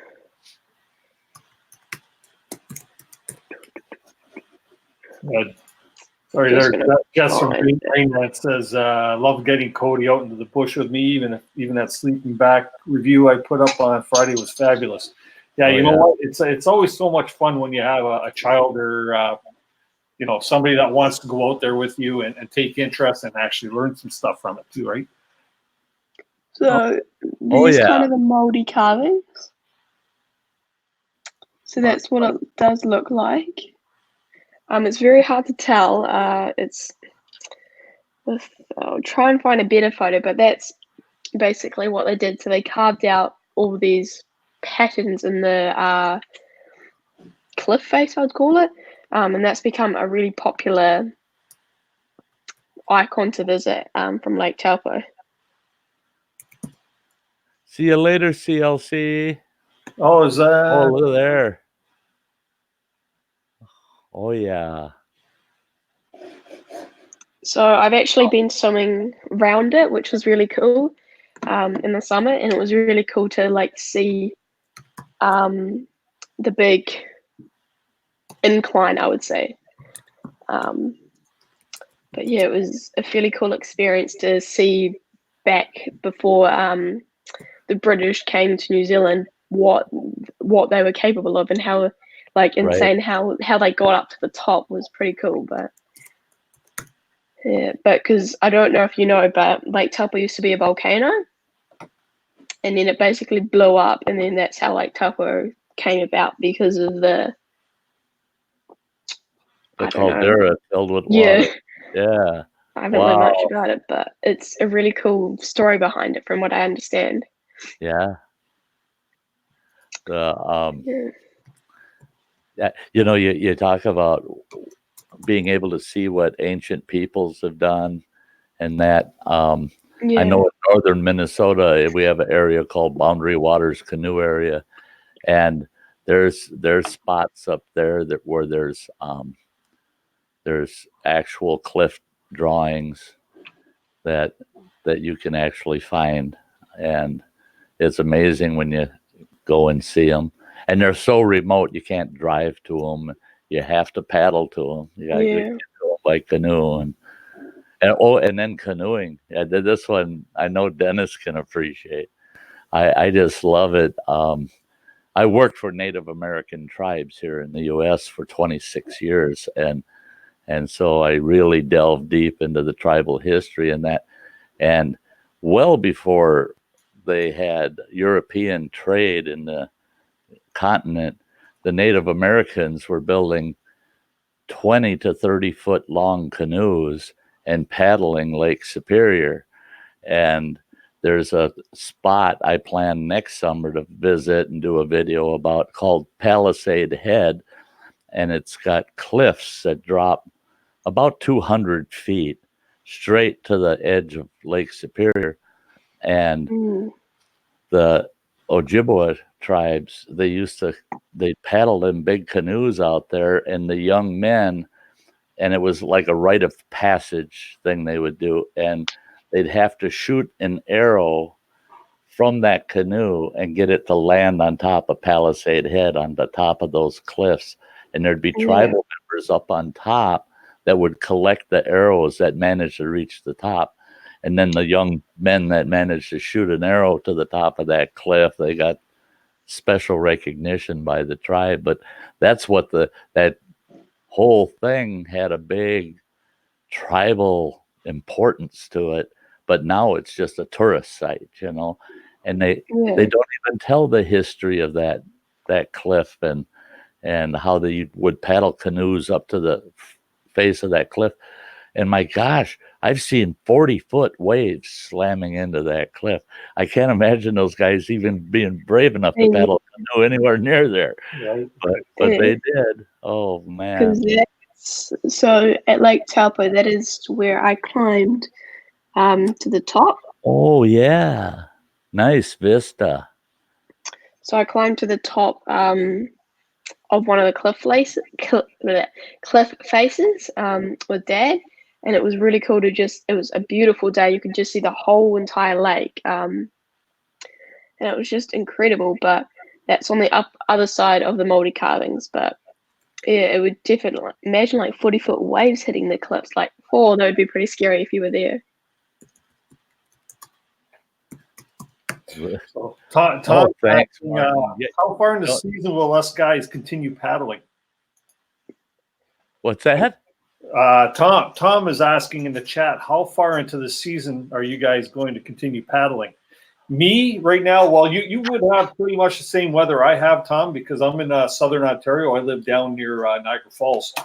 So in order for me to get any really good paddling in, being scenic paddle or something like that, there I pretty much have to travel north. So I was supposed to have done a canoe trip not last weekend, but the weekend before, but nagging shoulder injury here has kind of kept me away from that trip. But I am hoping to get out and suck it up and let the shoulder who's boss and maybe get out for a day paddle or something. But I probably won't put the canoe into the garage for permanent storage until I have to tap on the lake, right? So, yeah. I put the kayak up yesterday. Oh, it was tough. It was tough. It was tough. I parked the adventure trailer and got it winterized and put the kayak up. I'm putting all cabinets and a Murphy bed and stuff in the trailer this winter, so I had all the gear had to come out, and the kayak sits in the center of the trailer on a cradle when I'm transporting it with me. And so I had to pull that out of there. That went into the shed. And so, yeah, it'd be quite the chore now to take it down for the winter and take it back out. But our weather. Every time you walk by it, you're going to shake your head. You know that, right? Right. Yeah. Why did I put it up? But right now, the way our weather is, I'd swear I'm living in the North Atlantic. It's been raining all day. It hasn't gotten over 40 degrees. And the wind is blowing at about 25 miles an hour constant. Yep. And gusts up to 35 miles an hour. So Lake Superior looks like the North Atlantic. It's nasty out here. So that kayak, yeah, Yeah, I could drop it in my bathtub maybe, but I'm not going out there with it. Yeah, we got Chase from Chasing Guns Outdoors is just in the chat here. How you doing there, Chase? Good to see you. We got a couple of good guests on tonight there. Obviously, you probably come across the Bushcraft daughter. This is Millie. And Sty. Everybody knows Sty. Everybody knows Uncle Sty. Uncle Sty. There you go, Millie. You can start calling him Uncle Sty like the rest of us. Yeah. Right? Yeah. Yeah. Feel free. Just call me Uncle Sty. Yeah. And we get joined in the chat here by Jess from Rain Dance Bushcraft. How you doing, buddy? Good to see you. I'm good. Can everyone hear me? Yes. I've been dealing with some tech issues today, so. But everything seems to be working good now. Yeah. So I'm only in like Uber briefly because, as Dennis knows, I got my own live stream starting at 9. But I figured this conversation is really interesting, and I wanted to say something to the Bushcraft daughter, but I've bloody forgotten it. Okay. Well, pissed. You know what they call that? It's a brain fart. I'm getting old, guys. What the hell was it? Everyone has one of those. Well, Millie, Jess is the fellow who mentioned he has an 8-year-old daughter that he's trying to introduce to this. And she's getting good at starting a fire with a ferro rod. Well, that's the best way to start them. Yeah, I've been trying to introduce her. My favorite fire starting method is flint and steel. It feels all like primitive and stuff, but she's not ready for that one. She's tried it a few times and like, no, daddy. Okay, all right. Yeah, I'll let it go. Introduce her to a big fighter. No. There, that's one thing she knows. If we're at a party and someone's got a fire pit going, and they light it with matches or a fire, she's like, "Daddy, that wasn't right." And I'm like, "But we have to be polite about it, okay, Squirt?" Oh yeah, Millie. I wanted to say you were talking about the G stoves before. Yes. Sean James from My Self-Reliance used to have one, if I remember correctly, and he had it all like all the components because on the pipe there's like another little thing. Yeah. And I believe he'd gotten that because the company had sent it to him, but he sold it on because he built a cabin. He doesn't. They're essentially made for like those. A hot tent. Yeah. The hot tents. Yeah. Which I would love to have, by the way. A hot tent. Yeah, when it's 40 below and it's I should be getting a few items from them very shortly. So I'm going into my summer, but that ain't gonna stop me from having a fire in a hot tent. But yeah, next winter I am sure to have some definitely cool winter trips. Yeah. Sean James, I've been watching him as well, and his cabin is honestly so cool. Like, imagine if you could like live in that for a month. It would be so cool. Trust me, I imagine it a lot. There you go, Fish Office. I imagine that a lot. He's kind of living my dream life in some ways, I would like to. I think he and I both have very similar reading and like video viewing habits because I'm pretty sure he's all about Dick Prenneke as well, and I am as well. Like before I came across My Self-Reliance, Richard Prenneke was the guy, right, doing essentially the same thing but up there in Alaska. Now, granted, they had to pull Dick Prenneke out of the woods against his will. I think Sean still has like 1 foot in civilization in Toronto and 1 foot up in the woods. I think a little less of a foothold in Toronto, though. I'm thinking less and less all the time. I know the area that he's where he's got the cabin. I know another pair of YouTubers that are right up. I think they're actually neighbors up there. And but yeah, it's a beautiful neck of the woods. So it's actually for him to get down to Toronto, probably be what is it from there about 3 hours, 3.5 hours roughly. And but yeah, I really think just given the amount of time he's devoted and from the videos that he's been putting out and how often that I don't think he's been away from there since his Alaska trip. So. But he's setting up that cabin now. He's gone into high gear to make changes and stuff. I think it's because the subtext I'm getting is that his wife doesn't mind going, but she wants certain mod cons, as they saying. It needs to be comfortable enough for her, right? So, which is the conversation I've been having with my missus as well, right? She has no problem with us getting a cabin at some point, but I just want to build a log cabin and crap in the woods kind of thing. And she's like, in French, that ain't gonna happen. You know? So but no. Well, I was pleasantly surprised with my ex-wife when we went up in the backcountry back in the 80s, and we had a cedar log cabin that was built in 1901, and it had been abandoned since the 60s. And we went up there, and it was leaning at a 45-degree angle, and we stood it back up. The logs are still in good condition, though, eh? The logs were excellent. Yeah, that's the nice thing about cedar, man. Nothing rots. At all. And it had a cedar shake roof, and that was it. All it had was purlins with cedar shakes.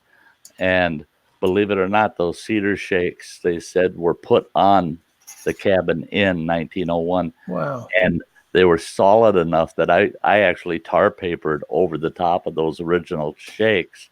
And from the inside of the cabin, they still had that red cedar look to them. Yeah. Beautiful. And they were 80 years old. Absolutely beautiful.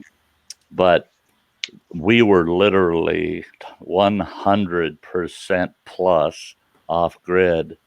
I had a little 24-inch sheep herder's wood stove for cooking in, and with a cooktop, and then we just had a sheet metal stove to heat the cabin with. The cabin was 20 by 20, and there were 6 of us, a family of 6. And in the winter, I had built a spring house, and we kept a lot of things fresh in the spring house. We had an old 80-year-old root cellar that we utilized. And then next to the spring house, a little further up the bank, then we had our winter freezer. And we could keep frozen goods throughout the whole winter and that. And a lot of people thought we were nuts. And we weren't doing it. That does tend to happen. Yeah. We weren't doing it we weren't doing it for bushcrafting reasons or we did it because I had told my ex-wife, I said, first of all, I want to try living the way my grandfather had, and that's the way he lived. And I said, and on top of that, I want our family to bond without social interference. And it was 100% successful. I mean, I thought I knew everything about the outdoors till I had to live not in it, but with it. I mean, when you have to live with the outdoors. I would have exactly the same realization pretty quick, I think. But it was so rewarding. It was so rewarding. And we had we had a couple of major tragedies that year. One right in the dead of winter. My oldest boy almost perished up there on the mountain, and we managed to get him off the mountain, and get him taken care of. But we actually got to feel what it was like to not have all those creature comforts. Yeah. And when the ex-wife said, "Oh, I'm good with it, except there's no bathroom," I said, "There will be. Give me a while. I'll make sure." Well, we had this nice curtained off area with a bucket with it. And that was probably the most modern thing we had was the toilet seat rim that we mounted to the bucket. Actually, it was mounted to the wall, so that you just pull the bucket out and the seat hangs, Right. But we had people that tried to challenge us and tell us we should take our family off the mountain. Mm-hmm. And their basis for that was we had no running water and we didn't have flushing toilet. And they were shocked when I yelled at my oldest son. I said, "Hey, running water, get over here. They want me to prove we have running water." And they said, "Oh, that's funny." And he says, "No, it's not. That's my nickname." My dad said that's my Indian name, running water. And he says, I have to run up the mountainside here about 75 yards and bring back jugs of water from an artesian creek, artesian pond. And then the one gal said, well, what about flushing toilet? And he had already gone and sat down, and I yelled, hey, flushing toilet. And he comes running back. Yeah. You know what? We do that on our canoe trips. We'll nickname guys based on what they're good at doing, right? And right. My one buddy Jay, who's my regular canoe partner, his son, we call him running water because it's like, hey Owen, I'm gonna run down to the lake and get us some water. So you know, yep. Hey, running water. And you don't even have to tell them what to do because just calling them that, they know what you want them to do. Yeah. Have any of you ever heard? I went on a paddle raft trip on the Colorado River, and it was a 7-dayer. It was a heck of an experience. Loved it. Loved every bit of it except one thing. That's where I learned what a groover is. A groover? Have you ever heard of a groover? No. You know the big green ammunition boxes that the military uses? Yeah. What they do on those river trips, because you are not allowed to defecate on the ground. Pack it out. Yeah, you got to pack it out. So what they do is they line those ammo boxes with these heavy green garbage bags. Yeah. And you have to use those ammo boxes to do your duty. And I said, why do you call them things groovers? I said, I hate that thing. Boy, it hurts. Yeah, try sitting on that thing. And they said, exactly. Because of the grip. They said next time somebody uses them and is willing to let you look at their butt when they're done, you'll see they'll have 2 grooves down the butt. So they nicknamed them groovers. So I got stuck for 2 days as a groover tender. Yeah, and you didn't want to be the groover tender. That is there you go, Millie. Stay away from those military boxes for number 2. Yeah, right. Yeah, if you go camping with somebody, you guys want to read on that? I don't know if any of you have ever read the book, and it's a funny title, but How to Shit in the Woods. And I have that. I got that in the other room. Right. Yeah. So, right now it's 8:30, guys, and this is the time I'd like to do my my swag giveaway. And as I've done in the last 3 or 4 live streams, what I've got is a couple of sticker packs. I'm going to be giving away their stickers. And I know Millie's a collector of these things, so you got to make sure you try and win one, right? Yeah. Definitely.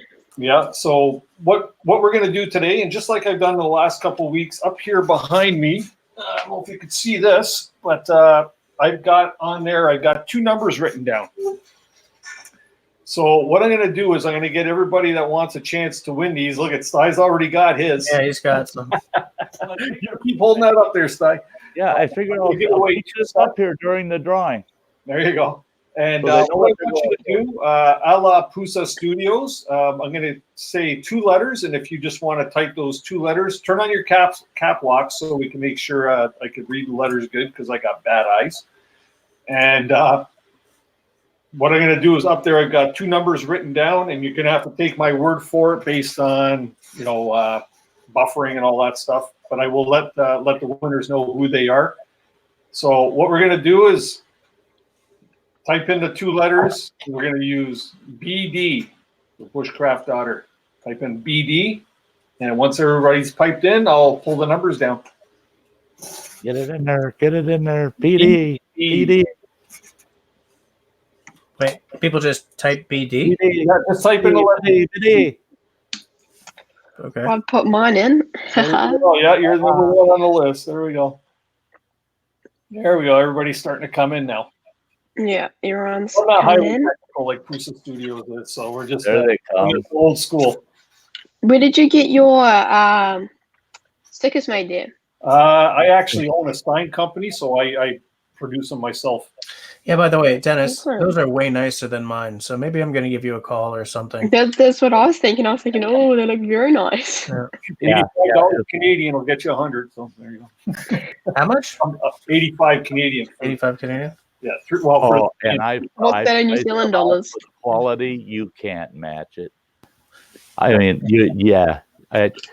Dennis is just too cool.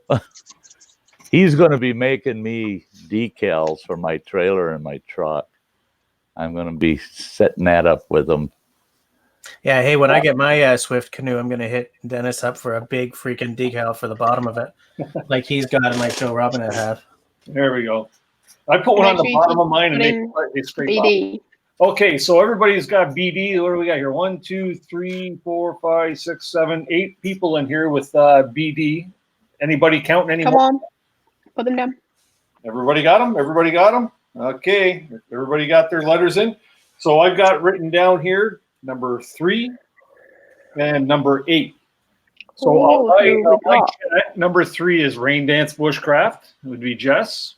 Sweet. Yes. And 1, there you go. 3, 4, 5, 6, 7, and 8 would be Tom. 1, 2, 3, Yeah, Tom. 5, 6, 7, 8. Nice. Good job, guys. There we go. I will. Once you get your canoe finished up there, Tom, now you got somewhere to paste that sticker. And Tom. Okay, so what I need you guys to do, and I'm going to type in my my email address. I believe you already have my email address. Oh, actually, you both do. Yeah. You've got my email addresses. Send me your mailing address, and I will, by the end of the week, I will send 2 sticker packs out to you guys. So it's all fun and games. Woo, giving back to the community. There we go. Definitely. I just to promote Dennis a little more, my kayak, when I bought that this year, actually my viewers bought me my kayak.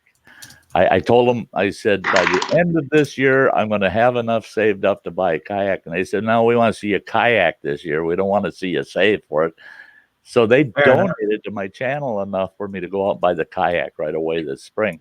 Yep. And one of my viewers, Hike with Mike, came up with he coined a name for my kayak, and he called it the Styack. Okay, so now that's stuck. Everybody's going, oh, you've been out on the Styack? Well, Dennis sent me 2 of these. The Styack. Perfect.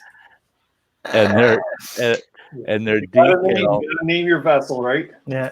They're decals for my kayak, and they're going on the bow of the Styack. So, nice. So Dennis is great. I'm telling you guys, he's great. If you need stickers, get over there, check him out. He's got a web page too. Yeah. I might save up for a canoe from wherever I can get it from, as New Zealand don't have them, but I will definitely have a look around to see who does sell them, so I can start saving up for one. There you go. Hey, all it takes is mass amounts of money, right? Millie, did you not definitely just had patches done not too long ago, correct? Yeah, I just had some patches done. Actually can't remember how long ago. Still got a few left, which I need to flick off to. But yeah, I've been thinking about getting patches done. Actually, I had some done as samplers by the lady who does my embroidery for me. Yeah, and they turned out pretty good. But yeah, right now I stick with the decals. They're a lot cheaper for me to produce them than it is. Yeah, that's the only downside of patches. They're very expensive to produce. Like I produced 50 of them, and that was 180 New Zealand dollars, which was like, it's pretty spendy. Yeah. Hey, Kevin. We got Kevin Callan's in the house there. Good to see you, Kevin. Thanks for popping in tonight. And a little earlier, I've been chatting back and forth with him in the chat. Avid Outdoorsy guy, that's Ethan, another good American friend. So yeah, we've got a very good crowd in tonight, and congratulations to the winners. So like I said, guys, just send me your mailing address, and I'll get those things out to you. It's already done, buddy. I'm going to ask Kevin a quick question here. This is for Tom, because Kevin missed the conversation about refinishing a canoe. Tom's got a Swift Prospect Kevlar Fusion canoe that he just bought, I guess, from Algonquin Outfitters when they did their sell-offs. And it's got a lot of stories on the bottom, and you know what the stories are. What do you think he should do? You think he should, what would you do? Would you rather have it try and refinish yourself, or would you try to get it back to the manufacturer for recoating? I vote on the recoating. Oh, throw them out the price for recoating. $350. 350 Canadian, right? Canadian. So, I think that's hell yeah. Oh gosh, yeah. Yeah. I mean, that Okay, I wouldn't think, guys, pay I'm for going to your leave labor. it. That wouldn't pay your own labor. All right. Go, Millie. I think I might leave it here. I've got a few things to sort out, but I just got an email about reply back from my cabin for a cabin build. So very excited. I'll pop back in if I've got time, but I've got to say thank you all, and thank you for inviting me in there, Dennis. Much appreciated, and I'll see you guys later. Nice Millie, to meet you. it's an honor having you on, and we'll continue our talk there about what I emailed you about earlier today. Cool. Awesome. Thank you very much, team. Thanks. You man. bet. Bye. Take care, Millie. Keep up the good work too. Yes. Thank you. Bye. Bye-bye. Well, that was rather a pleasant surprise having Millie on. She's a very inspirational young lady, and you know what? I appreciate her popping by for sure. Added a lot of work to this chat for sure. And if any of you haven't or are not familiar with Millie and the Bushcrafter's daughter, check out her channel. You would be pleasantly surprised to see the abilities that this young lady has with her crafting skills. And I think she's going to go a long way. To watch her, because you know what, that'll definitely give her inspiration. And start back with her early stuff with the channel. Follow her on Instagram and stuff, because it blows my mind. She's very good at what she does. Yep. Nice. For sure. So we have a bit of room in the chat if anybody would like to join in. Either Martin or have an Outdoorsy guy there, or Kevin or somebody. If you do, here is the link. What time are you going on, Jess? 9. 9 o'clock? Yeah. I'm going to try and pack things up tonight around 9:30. Last couple of weeks, there 4.5 and 5 hour live streams were a little. You got staying power, man. No, I couldn't believe you did that last week. You know what? It was a great conversation. We had great topics going. And the one thing I noticed last week there that like when Sty, Martin, Kevin, and myself were going on. That was a great. You were in there. Great too. live. Yeah. But it was.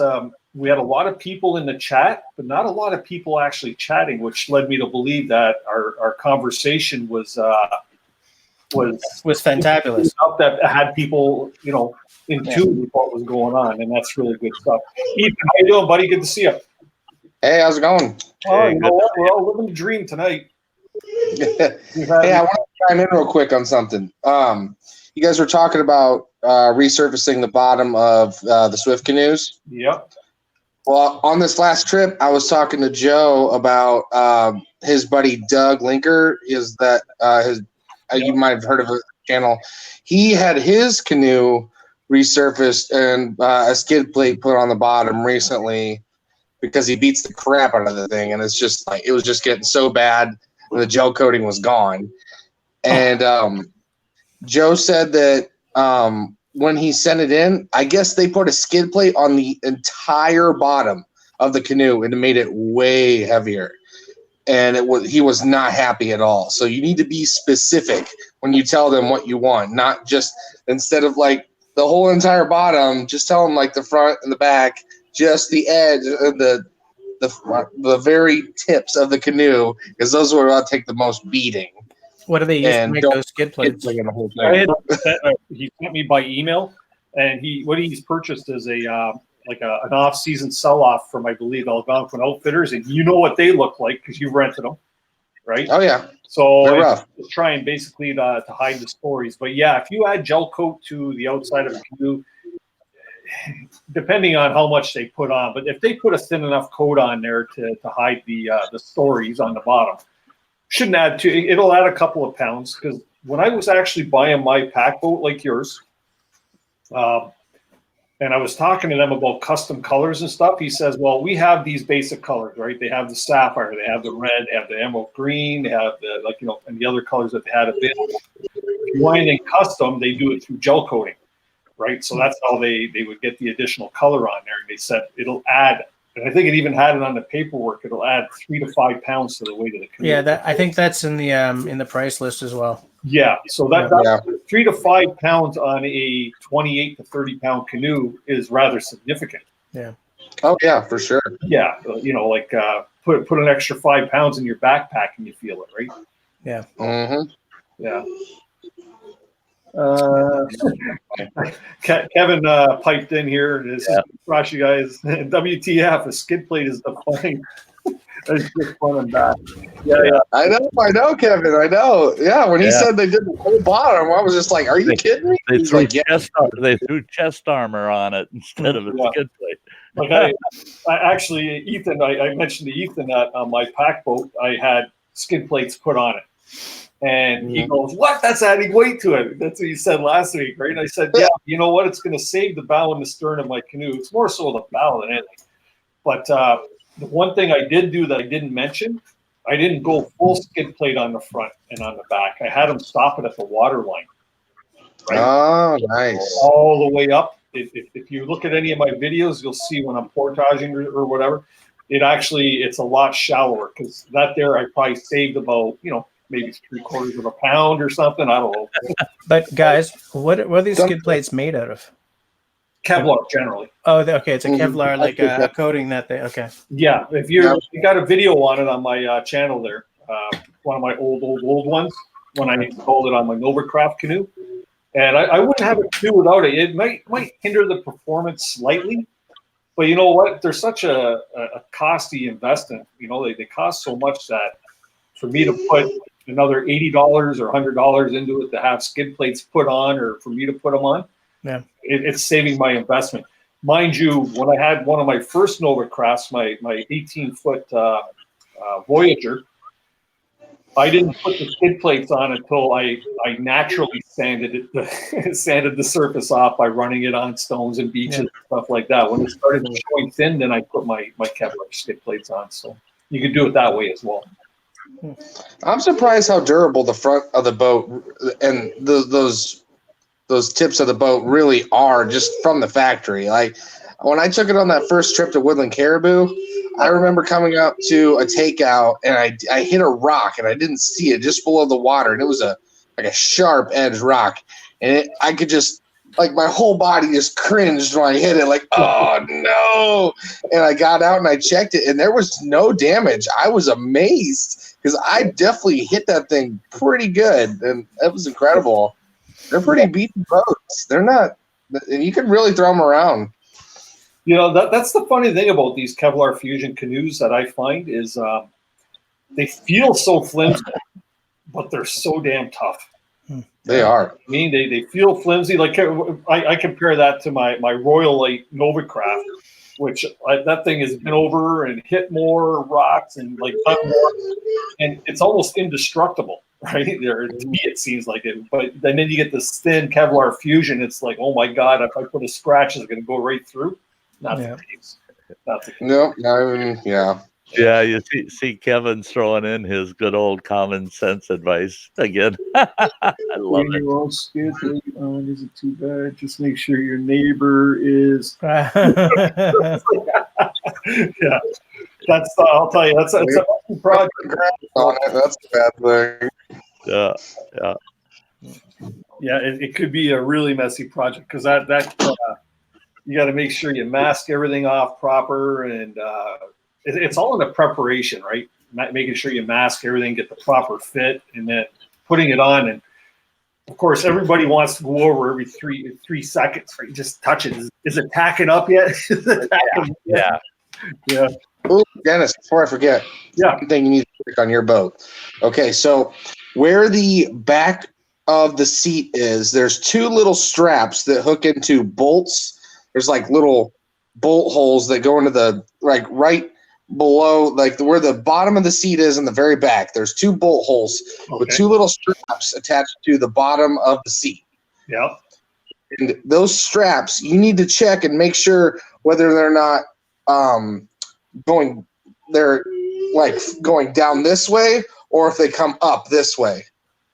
Okay. That's one thing you need to check it and change it to make sure if they're going down this way and then the bolts go through that way, like I don't know how to show you, but like if the strap is, when you sit on your seat, if it pulls down like this on the strap, going That's to bad. pull that. Yeah. I see what you're saying.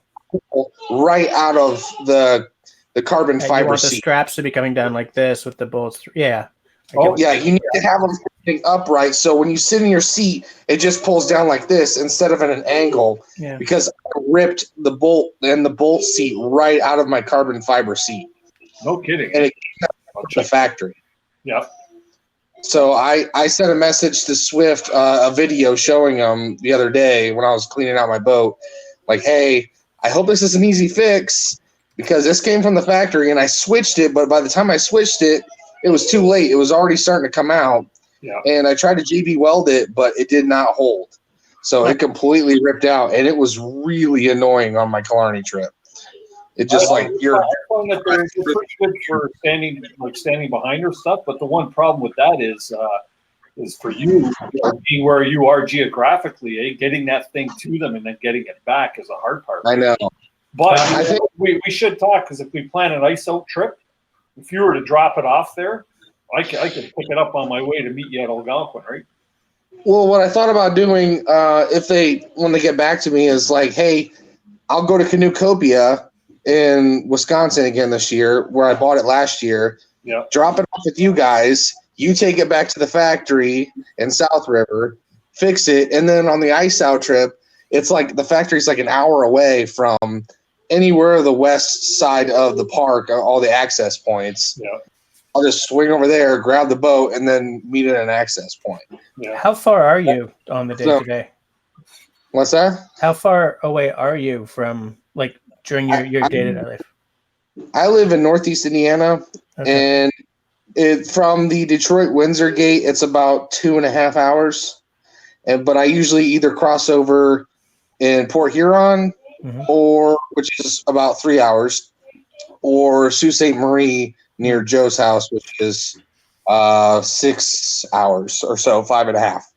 Okay. So not too bad. That would definitely be the long route, going up through Sault Ste. Marie. Would it not be? Right. Well, not for Killarney. Killarney, it's right there. Yeah. But like next year, Joe and I are planning possibly going to Quetico.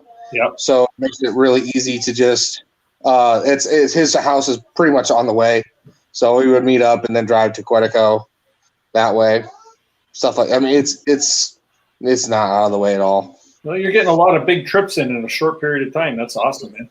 I do. Yeah, I'm hoping to do at least 3 trips next year. I like to keep it about 3 trips a year, but I just started a new job a month ago, and I'll get like a week vacation at the start of the new year, and I'm hoping I can kind of work with them like, hey, can I get like a couple unpaid days off here and there? And then they'll be like, okay. And because I mean that week vacation, I'm gonna blow through that on a canoe trip easy. So we're gonna have to work something out. Guys, I gotta go. I gotta get ready for my stream. Dennis, maybe I'll speak to you later. I'll try and pop in there when I get a chance, and when I'm ready to pack it in, maybe we'll do a little surprise for you there, Jess. All right, see you guys later. See you, Sty. All right, bye-bye. Yeah. So yeah, man, that's I've actually had a good year this year. I've been out 4 different times this year, which is pretty good for me. Usually it's a 2-trip summer, but I devote a little more time since I bought the pack boat to try and get out a little more often, just because that thing is such a pleasure to paddle. Right. Yeah. I think I want to read some of these comments. Okay, I'm caught up now. I think Ice Out trip will be the first one, and then Quetico will be my second trip, and then my third trip is probably going to be Temagami. Somewhere I really like the Lady Evelyn area, so it's probably going to happen with my buddy Tony, even though he really doesn't want to, but I'm going to force him to come with me because I'm not going to do that trip by myself. It's going to be brutal, and I need somebody to force me to push me farther. So that's probably what's going to happen. You want some really good information on Temagami tripping, pick up the Temagami Canoe Routes book by Hap Wilson. He's been in this for, oh, you've got it? Okay, but yeah. That's map. That's the map, but pick up the Temagami or try and find a copy of Hap Wilson's book. Okay. Very in depth. This guy knows Temagami like the back of his hand, and he he's been an inspiration of mine, a lot like Kevin's been for me too with his publications. It's nice to find those resources. But Hap Wilson, he's got so inspired so much that I have a tattoo of artwork that Hap Wilson's done on my shoulder. So I got right. So yeah, I'd love to see Cabin Falls. That'd be really cool to see his cabin. Yeah. That and you know what? You're kind of in the neck of the woods if you're doing Lady Evelyn, because part of the road that feeds into Lady Evelyn through Sucker Gut Lake and stuff is part of his trip. But do that as a fly-in or something, right? And then paddle out. I don't know what I'm going to do yet. Joe, we were talking about that trip he did with Kyle years ago in Temagami, and they did the Lady Evelyn River, and that was like I told him he must have like PTSD from that trip, and he agreed because the black flies were so bad. He got like black fly fever and horrible sickness, and I'm hoping I could talk him into going back and conquering his fear, because I mean. I think I could do it. If I make fun of him enough, he'll do it. Yeah, it'll happen. It'll happen. Well, it's a good thing you had Tony on that trip where your strap broke and everything, right? So. Oh my gosh, he saved the day. Oh, that guy is a beast. Yeah, it's incredible. No, you know what? Temagami is actually one of my favorite places in the world to canoe, and I haven't been there in quite a while because we've been trying a lot of different areas, but. Temagami is a go-to for me. I absolutely love it up there. It's God's country as far as I'm concerned, and you know I would not hesitate to do any canoe route in the Temagami region, any. And like there's like 20. I think Hap Wilson's got about 25 or 28 in this book that you can document and you can piece together with that map you got there. I'll have to look at it. Yeah, I'll have to look into that book this winter for sure. Yeah, once you get back off the lakes where all the boats are, like Lady Evelyn Lake itself it's a huge lake, and it's you'll be lucky if either coming or going you don't get wind struck on there because it's such a big lake, and the wind always comes in that direction that it goes the full length of that lake, right? And I'm not a big fan of the big lakes. I don't like it. Well, Lady Evelyn is a big. Actually, it's probably one of the bigger lakes on. In the Temagami region, but and you need a permit to canoe on that one too, just in case you didn't. Do you really? Yeah. Huh. Lady Evelyn's considered not a provincial park, or is it? Is it a provincial? It's a park that you do need a permit, much like there's Lady Evelyn, and then there's Obabica, and a couple others in the area. Yeah. So, if you watch the video by who was it there? Was it Ted Baird? I think Ted Baird and his wife just did a video on that's like a 2-hour. Oh yeah, they did, didn't they? Yeah. Him and Jim actually did a pretty cool trip in Temagami last year, I think. Yeah. They did it on that Be Alive channel. Yeah. Pretty cool series. It looks like Shasta Valley's going to be heading out there. Shasta, thanks for popping in tonight. Much appreciate you coming in and joining in. Every Tuesday night, feel free to pop in anytime because next week will be the official start to the new format with our first guest or first invited guest, aside from our guinea pig up in the top right-hand corner here. But we got Martin Pine is going to be our guest next week, and we're going to be talking about Canadian Crown Land and trying to find different things. And him and I are working on a script, so we'll get you guys all in tune. But please do tune in for that. I just read that bolt holes conversation or comment by Kevin. That's funny. What did I miss there? You can go back in the comments and read what Kevin said. A bolt holes. He said he spit his whiskey out. Jeez. Yeah. Always count on Kevin for a good one-liner, right? Right. I'd like to join him for a whiskey fireside chat sometime. I bet it'd be fun. I've been bugging him for one of them for a while now. Hit me up, Kevin. It'd be fun. Hitting on me one day. Actually, he's just posted 2 videos here in the last 2 days as well. I saw that. I got a chance to watch it. I saw that. Yeah, I like those. I like the Northern Dinner jackets for sure. Mm-hmm. The problem is the wrong colors. They're Ottawa red black colors, and they need to be Hamilton Tiger Cat colors. You guys might not know what they are. They're Canadian football teams, but real. That's not real. Oh, that's all cool stuff for sure. Yeah, when I saw Callan doing that Canadian dinner jacket video, right away I'm going, oh geez, and I ran in the other room. I sat here with that matching hat on just to watch it. I got a Cooper hat, same red plaid with the ear flaps, and I'm sitting here with them ear flaps down watching this video, thinking, I'm glad the rest of the world can't see me, eh? Yesterday we got back from our northern Thanksgiving weekend, right? I got home, and first thing I do, after we get everything all unpacked out of the boat and the truck, I pull out the computer and I have a look and checking stats and stuff, and up in my notification thing there, Kevin's already got something posted from the Barron Canyon thing here, right? So I click on it. It's like, oh my God, 58 seconds on the first one. And the wife comes down and says, okay, we going out for sushi now? It's like, but Kevin's on. So I had to watch it when I got home. I wasn't first. Oh, gosh. Oh, yeah. Like I got to go. Kids are getting ready for bed, so I got to bounce. Okay, but before you go, when's your video up with Joe? I'm going to make it live as soon as he makes his live, which is probably going to be either Thursday or Friday. Okay. I don't want to jump the gun. I'll just make mine right after his. I think he's calling it Camping with a Subscriber or something like that. Yeah. So yeah, check it out. Should be a really funny video. I'm really excited to see it. He said he texted me today and said there's tons of hilarious moments. So I'm really excited to see it. I'm really excited. Hey, Kevin. He texted me today. He's got the jacket on. Okay, Kevin. I'm looking forward to it regardless. Thanks for popping in.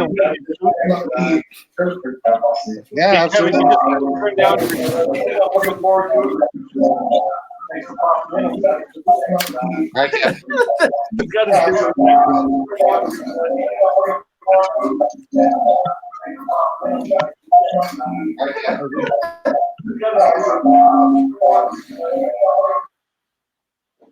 Okay, Kevin. So what you need to do, I just turned off your volume on my end. On your YouTube stream, okay, just turn off the volume on YouTube and leave on StreamYard. What do we got here? There. Oh, that works. He's got headphones. We good? Yeah, we're good now, man. We're good now. So, nice dinner jacket. Yeah, that's all right. Did you get them up at Algonquin? Yeah, it was on sale. On sale. Yeah, best way to buy them. Best way to buy them. No, yeah. My girlfriend got it on sale. That's all right. That's good stuff. Oh my Lord. So weren't the colors beautiful up there this year? Oh, I gotta. Okay. Oh, can you hear me now? Yeah, I got you. Oh shoot. Okay. Can't hear me? Whoa! Oh, that's. Way to go, Stein. Well, I just want to fit in. I think Kevin likes your hat. I just want to fit in. Yeah. Either he needs my hat or I need his jacket. That's hilarious. Oh my Lord, man. That's a good hat. Oh yeah. Oh, you got it. Hey, Kevin, can you hear us? Oh, I can hear you fine. No, I'm wondering if Kevin can hear us. Oh, yeah. Again, echo going. I'm not doing this right, I guess. You need to shut off your. Just you know what, the YouTube feed. Shut it off. Just stick with StreamYard. Okay. Yeah. Oh, okay. Because what happens? One is picking up the echo of the other, right? There. So if you shut off the YouTube feed, you can even probably pull your headphones off now. No, we're good. Yeah. Okay. Cool. Yeah, because feedback from StreamYard, you get it from YouTube. Okay, so I don't have much time tonight. I was out taking my daughter to dance class, and you got me addicted to your Tuesday night chatter. Thank you. And so I thought, no, I got to see what's going on. And my mom even phoned and said, we haven't chatted for a while, which is not true because I talked to her like 2 days ago. But she's like Scottish, like, no, you never talk to me anymore. But anyway, I said, no, I got to go. I'm on this live chat. Well, who do you talk to? Well, there was some young woman from, is it Australia, New Zealand, or what? She's from New Zealand. You should really check her out. Her channel out. The Bushcraft daughter. For a young lady, she's very inspirational, and she's good at what she does, and she's got a great following starting here on YouTube and Instagram. Or her Instagram account is like through the roof. Oh yeah, no, it's amazing. I mean, what Sty said is like young, old, whatever, right? And speaking of old, by the way, I'm not old, but I cracked a rib today because I fell. Oh, that's not good. No. How did you fall? What happened? I was taking my students out, and we were putting prosperity tents up, and then I tripped over a rope in the tent and fell, and they said, "Are you okay?" I went, "Oh yeah, I'm good." Chris, no, I'm not good. And then I'm driving home. I went, "Oh yeah." So nobody made Kevin laugh. No, serious tonight. No. But so yeah, great. You had some new people on tonight. Pine Martin. I don't know if he's still responding, but I did make him chuckle because now Pine Martin, if you're listening. And he's the guest next week, right? Yes. All right. So, eye candy. Actually, here we go. We got him on now. No. There he is. I got the Oh, don't make me Dennis laugh. is the odd man out tonight. Rip, for heaven's sakes, Pine Martin. Oh my God! Kevin, mailing address in the bottom, and I expect to have it in my mailbox by next week. Oh. Now, Kevin, the reason I'm here, because you're my eye candy, baby. No, the reason I'm here is you did this video about a Canadian dinner jacket. Yes. But I'm sorry, but I have to protest. I don't know what that fabric is that you're wearing, but it's got a zipper. But a real Canadian dinner jacket is made out of wool. Is made out of wool, and it has buttons, and it comes with a top hat. Oh God! Yeah. Hey, he stole Joe Robbins' hat. This is also wool, by the way.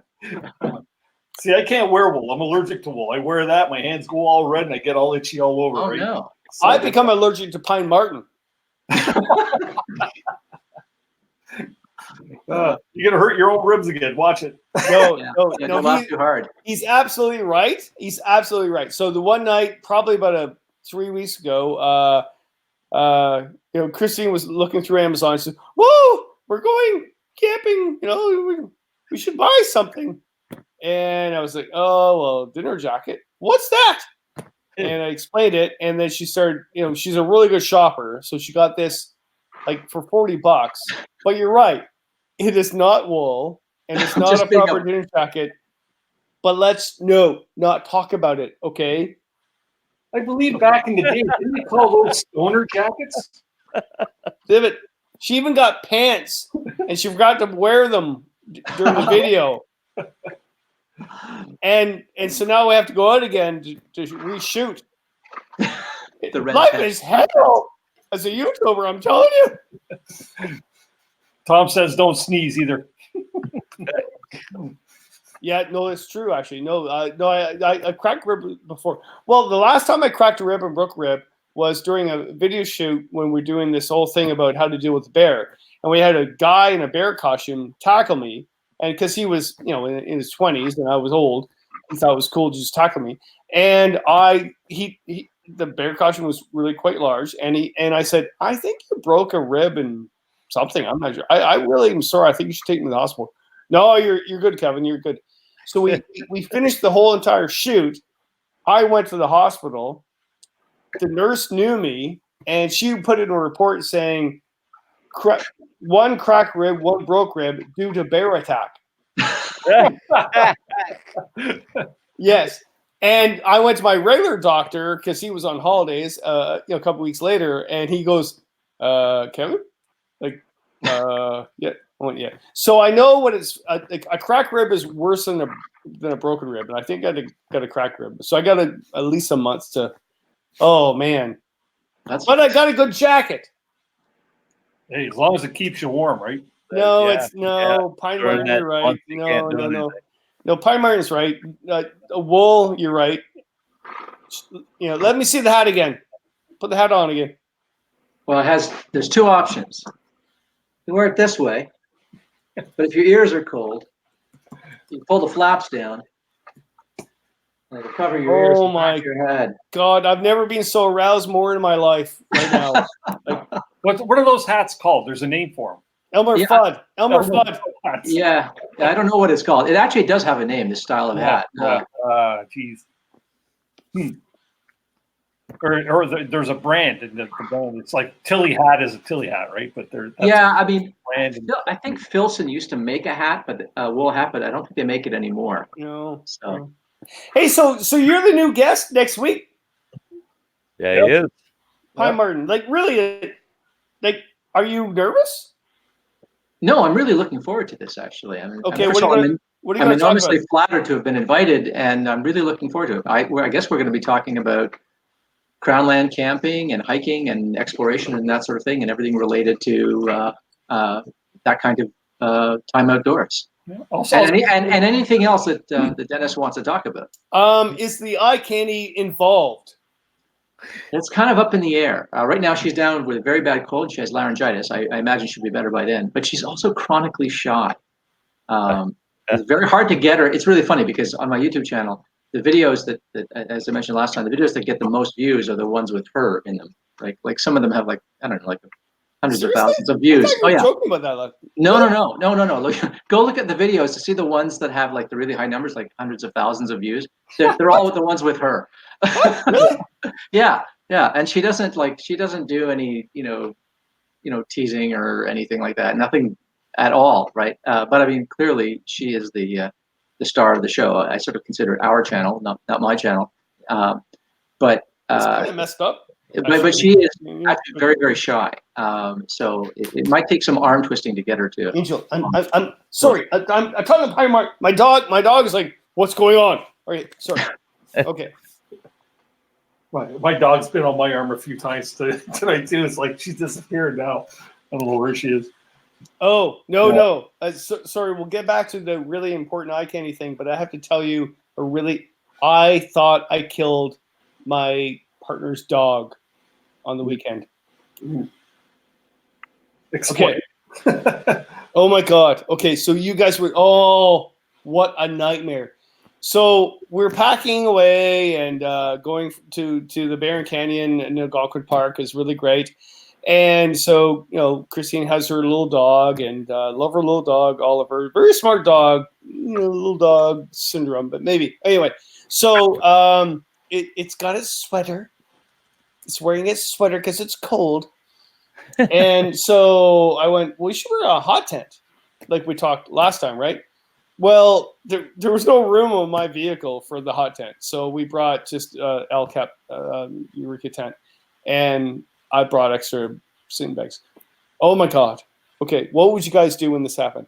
So the first night is okay, it's cold, but the second night is really cold. It's like -4. And that's Celsius, Sty. That in your language, that means it's -50. That's the Fahrenheit conversion. Yes, because we're tough up here in the north. So I don't want to hear it. I spent most of my life in boundary waters. And I tell you what, you try to compare your weather with me, you ain't getting nowhere. No. What about portages, rods, meters, or yards? To me, they're short and easy or long and a bitch. Actually, that makes more sense than anything. Okay, So the dead dog. So what happens is the dead dog. Oh no! I swear to God, I thought I killed her dog. So about midnight, we wake up. I wake up and I being really giving dog loving person. I poke the dog and it's shivering. It's like, oh. So of course Christine panics, says, "Oh, my dog's gonna die." I went, "Oh, no problem. I am a professional. I know what I'm doing."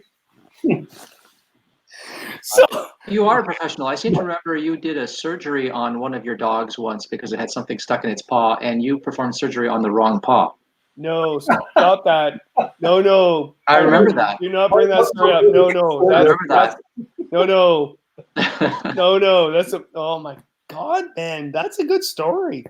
So, ow. Oh, I really did crack my rib. Okay, so I ended up putting the dog in my sleeping bag and warmed it up. And about 10 minutes later, it's not shivering anymore, and everything's fine.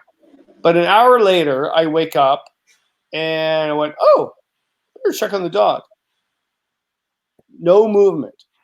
The dog's like, "Oh." I went, "Oh, well, that's kind of weird. It looks like the dog's dead." So I pick it up on its hind legs like you would a pig when you put it to butcher, right? And I shake it because I'm really worried I killed this dog. I go, "Oh my God, I've suffocated my girlfriend's dog." I shake it. Oh my God. So I check its heart, nothing. Check its breathing, nothing. Oh my God. And then Christine wakes up and what's going on? Nothing. Yeah, right. Nothing.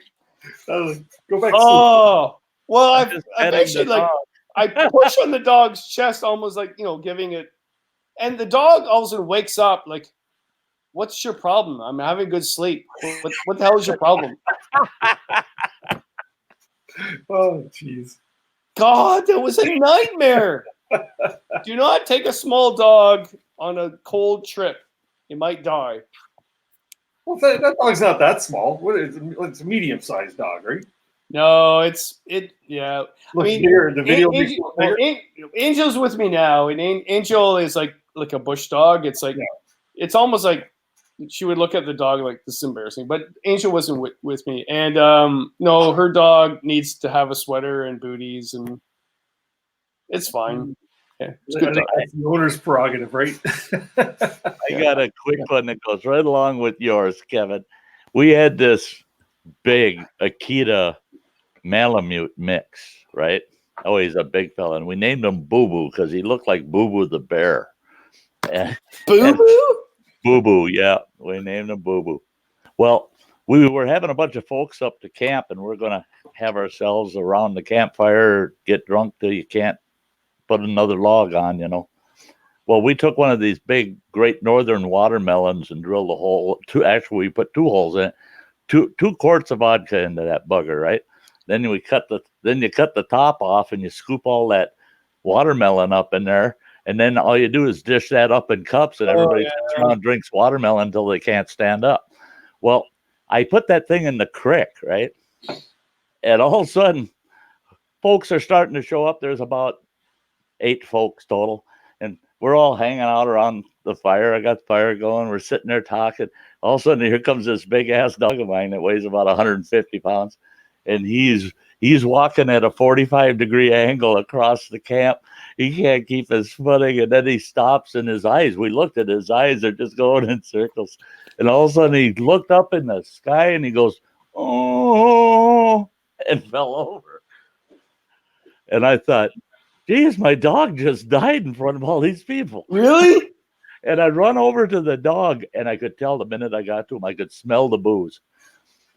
I just skipped him, and I headed right for the creek. He ate that whole damn watermelon. Oh, no. That whole watermelon. So that's terrible. He probably got about 1.25 quarts of vodka in him. That dog was hung over for 2 days. Oh, my God. Hung over for 2 days. I didn't think he was going to survive it.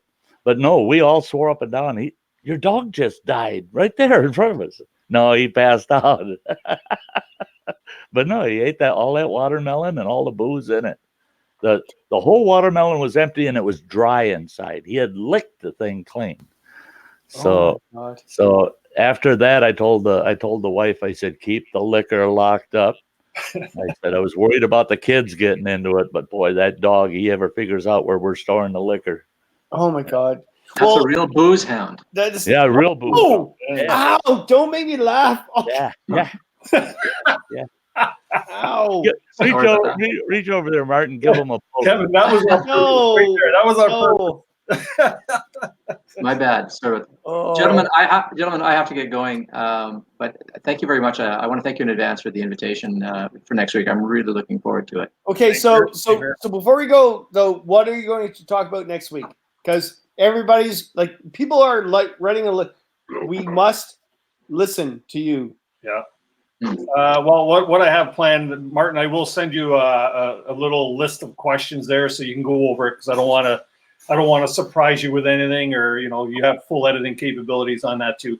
But basically, yeah, you know what? I just want to pick your brain on the whole Crownland thing, but I want to get viewers to get to know you, right, and to benefit by subscribing to your channel and watching your content. I know I've been obviously catching up and watching a lot of your videos, and especially like the ones I think Tom had mentioned there too about the dehydrating. I have dehydrated foods, but I've always wanted to do more of that, and I actually learned a lot from them videos. So basically, I want to get viewers to get to know the people that they follow a bit more. You know what I mean? And sure. I think it'd be beneficial for on both party sides to get to maybe take advantage of subscribership from my followers and your followers and the crossover thing. Mm-hmm. And, it's beneficial to the channels, but I'd like to get to know the people I watch sure. more often. I think it's something that, and I'm not talking like personal life and stuff like that, because personal life is personal life, but the persona, like Kevin, you're an awesome person. You're an awesome character. I've met you personally there, albeit briefly.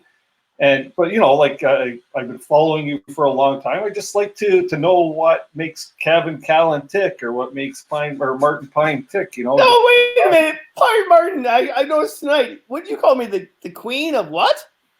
No, they were talking about how humorous and comical you can be, and I said, Kevin Callan is sometimes known in the paddling community as the clown prince of Canadian canoeing. And I think when people say that, they mean it in the best possible way. I think that's a huge compliment. But I got to say, who created the fanny pack or the ditch kit? You or my partner, Christine? I think it's an independent invention. She was all, when she saw that video, Kevin! Wow. I've been wearing that thing for years, or one just like it for years and years. Yeah. I think you should talk about that next week. It's a really good topic. Because thank you and you shared that video on your Facebook. Thank you. I appreciated that, actually. But it's really important to talk about because everybody should be wearing that, right? Yeah, I think if you're going to be in the backcountry in anything close to a remote wilderness area, you really should have some basic survival items on you, a personal survival kit. And it can't be something like an Altoids tin with a couple of, right, matches in it. It really needs to be more substantial in the event that something should befall you. And anyway, yeah, we can talk about that next week. Yeah, that's something good to touch on. Yeah, and I think what I'll do in light of this is I'll make a short video and I'll upload it to my channel, announcing that I'm going to be doing this, and maybe get some of my viewership over here and check out your channel and follow the stream and stuff like that. Because I have to say, I have really enjoyed, like last week, I really enjoyed sitting down and talking with you gentlemen about this and interacting with people in the live chat. I've done live streams before like this, but never about paddling and my outdoor interests, always about completely different sets of interests that I have. All of this week, I was looking forward to this evening, to doing this, just to sit in the live chat and participate. So anyway, but when I saw Kevin in that phony Canadian dinner jacket, I had to come in and show him what the real thing looks like. It gave too much, right? Couldn't resist. Right. No, I know. I've got to go, gentlemen. Thank you very much. Good night, everyone. Okay. Martin. See you next week. Cheers. Well, that's awesome. No, that's good stuff, man. That's that's what I mentioned earlier. Is I think this little bit of a format has a few people interested and intrigued, to get to know the people, right? And the YouTubers don't have to be the Joe Robinettes or these guys in million plus subscribership. It'd be nice, but it's nice that us small guys have a community too that people need to know about, right? And yeah, we all have a community. Like I know all those guys, like Doug and Joe and all them, and actually they're all like us. They're probably busier than us answering all these things, but it's all what I mean. Like I enjoy it because it's sort of a thing to just chit chat with people with common interests, right? So and I've chirped with Joe and talked to Doug and the shows, whatever, and whatever. In fact, it's funny. I wrote a story a couple of days ago about all the people I met that are really quite well known in Canada. So about canoeing. So I talked to Gord Downey, I talked to Jim Cuddy, I talked to Margaret Atwood, I could go on and on. And the biggest thing ever was when I was in England and this summer, and I met one of the guys that did the Monty Python skits. Mm-hmm. And he did the I'm a lumberjack and I'm okay, like that whole skit. He was one of the writers, and he came out to me during a dinner, and he goes, "I'm a huge fan," and we shouted, "Holy crap!" Try to be cool during that conversation. I was like, "Bob," and I wasn't. My daughter calls that fangirling. Oh no! And Christian says, "Kevin, try to be cool." I went, "I can't." I can't. Yeah. And then we had a blast.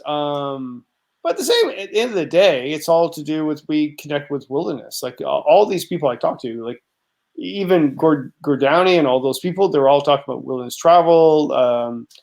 Even the guys from endless people, they're all to do with why they go out canoeing. And it doesn't matter who you are. So I'm blabbing, but yeah. No, you know what? That's what you say. It's about the whole conversation of like-minded people. We all enjoy this craft, whether, like I say, and it doesn't even have to always relate back to canoeing or kayaking and stuff like that. Because I love going to a day camp, and I enjoy skiing in the wintertime, cross-country skiing in the wintertime.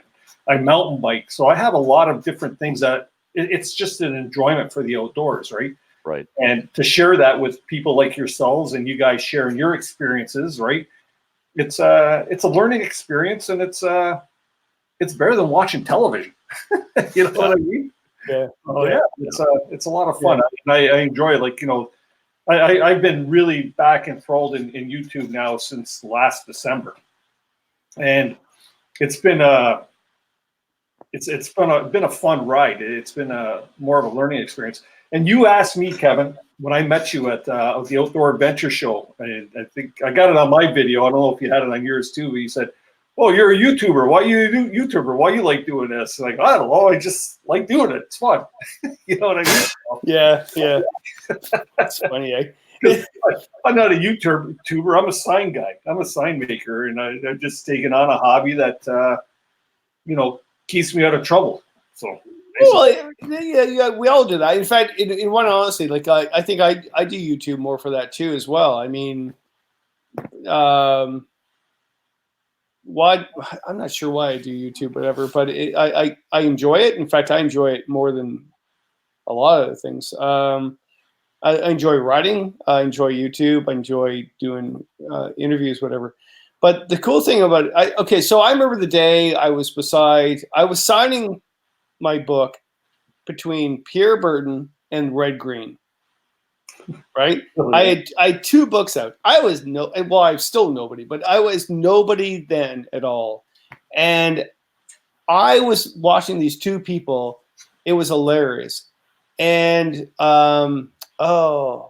Suzanne Summers from Three's Company, she wrote a book, and she was there. And I don't know her personally, so I'm not going to knock her, but she was not the nicest person at the time. She was, look at me, look at me, look at me. And Pierre Burton and Red Green were like, yeah, who cares? I go, I can't believe I'm sitting between these two people. And then I go to Red Green and go, could you sign this? And I give him a roll of duct tape.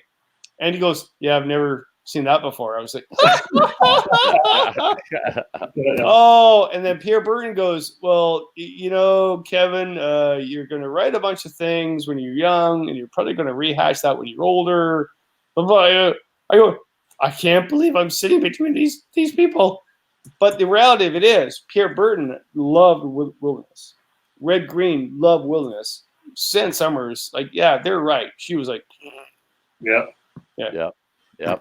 Well, she's signing out of like mind, Yeah. That's she was what we call what's it called? It's all about yourself. It's all about yourself. No. It's happening on YouTube a lot right now. It's narcissism. Yeah.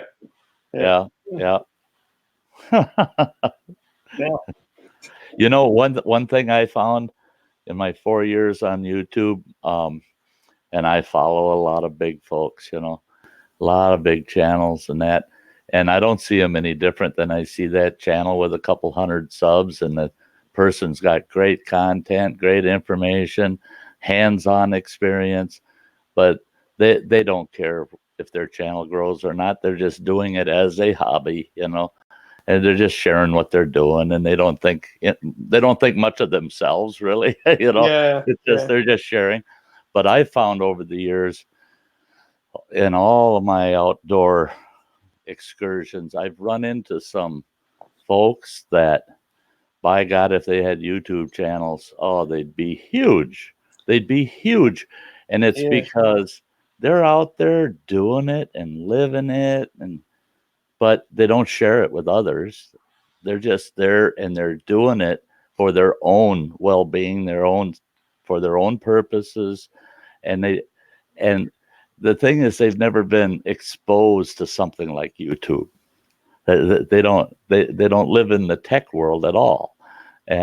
But they're out there, they're paddling all over the place, and they know every shortcut, they know every bad bend in the river, but they're not sharing it with anybody. Yeah, it's called the real deal, right? They're the real deal. So, and when you meet one of those people, you just go, oh my God, I wish they had a channel where I could meet with them once a week, instead of once in a lifetime.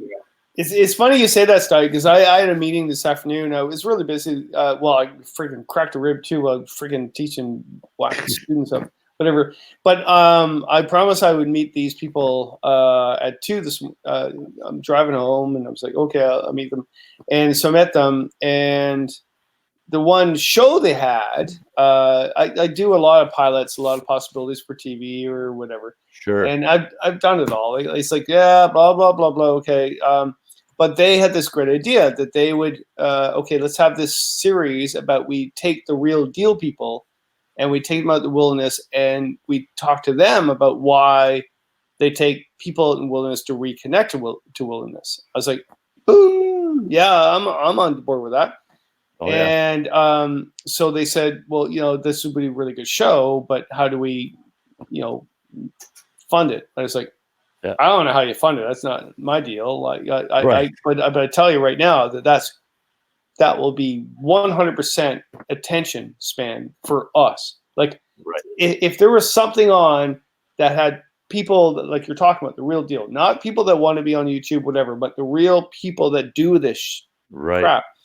And take people, and I go, if you get me to go take those people in the wilderness and talk about that, 100%, I'll volunteer 100% of my time. Do not even pay me for this.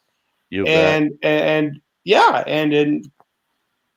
the reality of it is, will it happen? I'm not sure. But the cool thing is that, But I think that's a hidden diamond mine, because I met one fella out west, up in the Northern Rockies, and this fella had actually, in a typical year, he might have human contact maybe 2 or 3 times in any given year. And I happened across him by accident, and I didn't know where I was. Well, I knew where I was, but I didn't know that area. So when I taken this trail that I thought, well, this is a nice game trail, and it ended at this guy's cabin. And this guy basically wanted to hang me on his wall. You know, I'm going to shoot you, skin you, and hang you on my wall kind of character. I was amazed. I spent, probably about 6 hours with him. And to get him to even speak was tough. He would listen to you. And if you asked him any kind of question that he could construe as a yes or no, it was a nod of the head or a shake of the head. He didn't have anything to say. He just didn't have anything to actually say. But he also would get up and wander off. I'd have to follow him because he had his daily routines that he didn't care if you were there or not. He lived off the land, and he had no time for distraction, but he would allow it as long as it didn't stop him from getting things done. And I thought at that time, if I only had a movie camera to just follow this boy around. And what he would do is there were times he'd look off in the woods and he'd say something, and he's talking to the outdoors. I mean, this guy was amazing, absolutely amazing. And the worst part about it is you'd think he would be like a hermit. His cabin was tidy and neat, and you would have liked him. He was a whiskey lover. He had a bottle of Jack sitting on his table, and about every second time he'd walk past his table, he'd pour himself about a double shot, boom, and then he's doing what. So he was a whiskey lover, that boy. But 6 hours with him, and I bet you actual talking time on his part was maybe 10 minutes out of 6 hours. But I learned so much about him without him saying a word, just watching. Yeah. And everything was natural to him. Everything he did was natural to him. And he had an old Grumman canoe hanging from the back of his cabin. And I asked him flat out, I said, where in the hell is a river that you're putting that in? All he did was point down the valley, and he says, about 7 miles from here. And that was the end of it. And then off he went doing something else. And that's all he had to say about it. Yeah, about 7 miles from here. Yeah. There's river.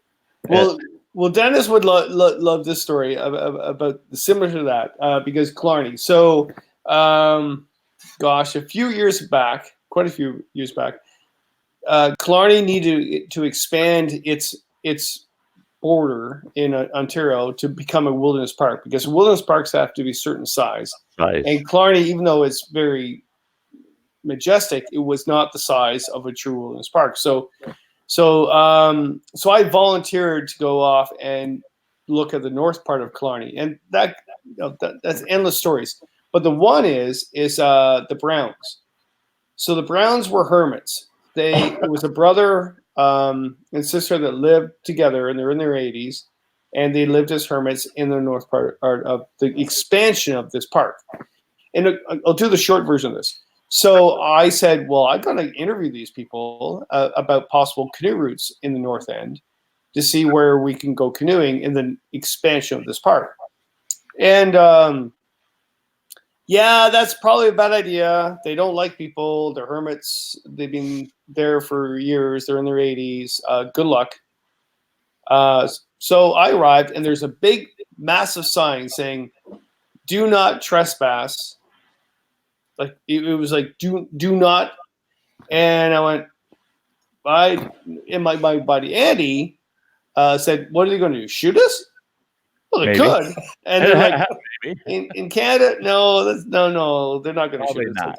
And so we go to the cabin. They're not at the main cabin. So I say, okay, interview's over. I'm going home. And he goes, well, they're probably at their, the trap cabin in the bush. So we go back to the bush, and sure enough, they're there.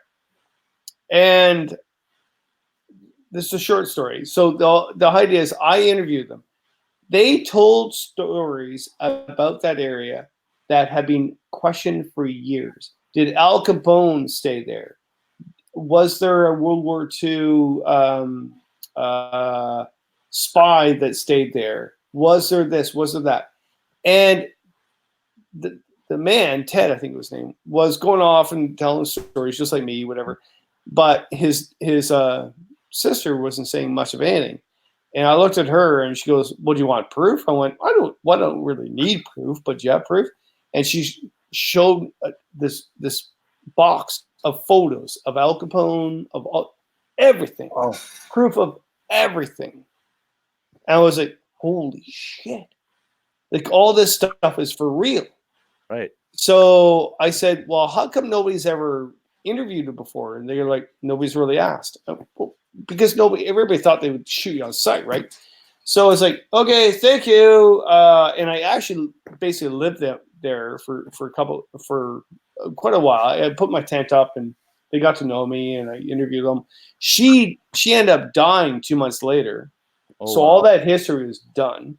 That's it. I wrote the stuff up. I went to the government, and actually, I really do work well with government people in Ontario Park, so I'm not knocking them. But they said, hey, so we would love to find this information. What's their email? They're friggin' hermits. What's their email? They don't have email. You had to go in the bush and live with them. That's what I did. That's how I got the information. For the love of God. What's their email? That is so ridiculous. Oh, it was so frustrating. And to be quite honest, if I had a uniform on and I went and walked in the bush with them, they probably would have shot me. Well, I'm not sure if they would have. But the whole idea was that the people that live in the bush, yeah, they're very intrinsic individuals. But the amount of people I've interviewed throughout the time that lived in the bush, number one problem they have, I think we talked about this before, but the number one problem they all have individual interviews is self-interest. They believe the demise of the world will be self-interest. It's like, it's all to do with me. Right. So, yeah. So, and then the Ted and his sister said the same thing. It's like basically that if you look at the world, the why we want to be hermits and get away from it all is because everybody's all thinking, and you would think hermits would be self-interest, but they were not. They were like, no. Yeah. No. And actually all of what I would classify as hermits I've met over the years, all of them are actually very, very sensitive and feeling people. They had an actual concern for all the rest of us, but they didn't want the rest of us coming and bringing them into the concern. Yeah, no, they wanted to escape everything. And I always said, well, should all of us become hermits and live in the bush and be primitive people? And they said, no, God, no, don't go back in time. Whatever you do not go back in time. We want to go back in time, but the majority of people, no. And my family learned that just 1 year totally off grid. My family learned that, and when people would say, "Oh, I would just love to do that," and my kids and my ex-wife would say, "Yeah, you're nuts, because you might make it a couple of months," because we went into it with a love for it. That's all we wanted, was to be there and leave the rest behind. Yeah. But you want to do it for the romantic experience, and you're going to find out it's not very romantic. No. Right. And that's the hard truth, is that there's not a lot of people that can truly do it. And those that do, it's because that's them. That's them. Yeah, that's it's what like they're doing is their person. That's them. Yeah. Well, so tomorrow I teach a class in Toronto, and it's all to do with what we're talking about. It's really interesting. But the two video clips I show, which you would love, one is is it Low in the Wild or Low in the Wilderness? So there's a Pernicky that actually lives in the bush by himself, builds a cabin. Everybody loves, right? In bushcraft. But the other is that Scottish guy that tried to live in the bush for a year, and 5 days into it, he's crying because the bush plane is flying over him and he's alone, and he puts a wire fence around him. If you haven't seen that, you have to. And I show those two, and I said, okay, what's the difference? And at the end of the lecture, they're like, well, the one guy's afraid of wilderness, paranoid about it, disconnected, and the other person wants to be there. Right. Bingo. Exactly. Okay. But if you embrace it and you want to be part of it, then, and see, my wilderness school, the school we had, my clients, it was amazing how they walked away with a whole different view of the outdoors and so-called survival, and that's why we named it Wilderness Thriving Fundamentals, because everybody's got survival camps. Everybody's got a survival camp. And what we tried to do is show people they're going to be one of two things: a person that goes out and comes in contact with the outdoors and then goes home and goes back to their regular daily lives. And then there's those people that go out there and they thrive in the outdoors and they feel just as at home out there than they do at the home in town. And there's a big difference. I used to be on a search and recovery or search and rescue team out in northwestern Montana. And so many people we found in the woods that were listed as missing. So many of them, of course, were just lost. But we could tell the ones that were just honestly lost, and they thought, well, somebody will find me sooner or later. And they were doing well. They were, they were still in good physical shape. They had their wits to them. But then there were those we found that big, gruff guys. I mean, they're the great white hunter, and they're like babies when we found them. I mean, they were so 100% dependent on our aid. They were near death due to hypothermia. They were scared. We had one fella, he couldn't even talk. 3 weeks before he spoke to anyone after the event, because he was so rattled. They didn't think he was ever going to emotionally come out of it.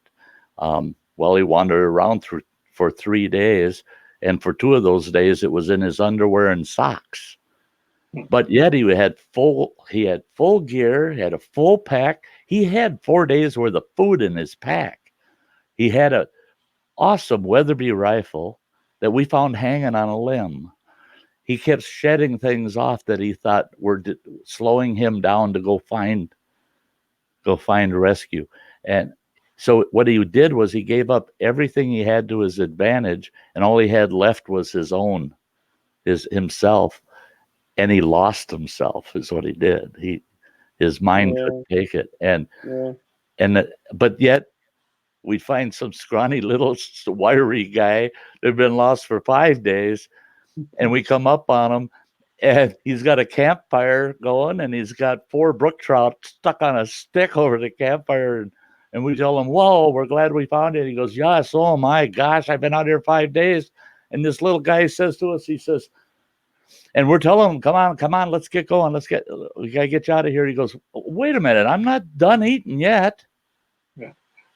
That's how big of a hurry he was actually in to get out. He knew he would be found, or that he would find his way out. Yeah. And he made himself comfortable. He embraced his situation in the outdoors. So, yeah, it's got to be right, because Tom here is making a couple points. He's saying that's why they choose that lifestyle, right? There's a lot of interesting connections between stoicism and wilderness living, being comfortable with being uncomfortable. Now, you guys have watched the Alone series, obviously. Oh yeah, yep.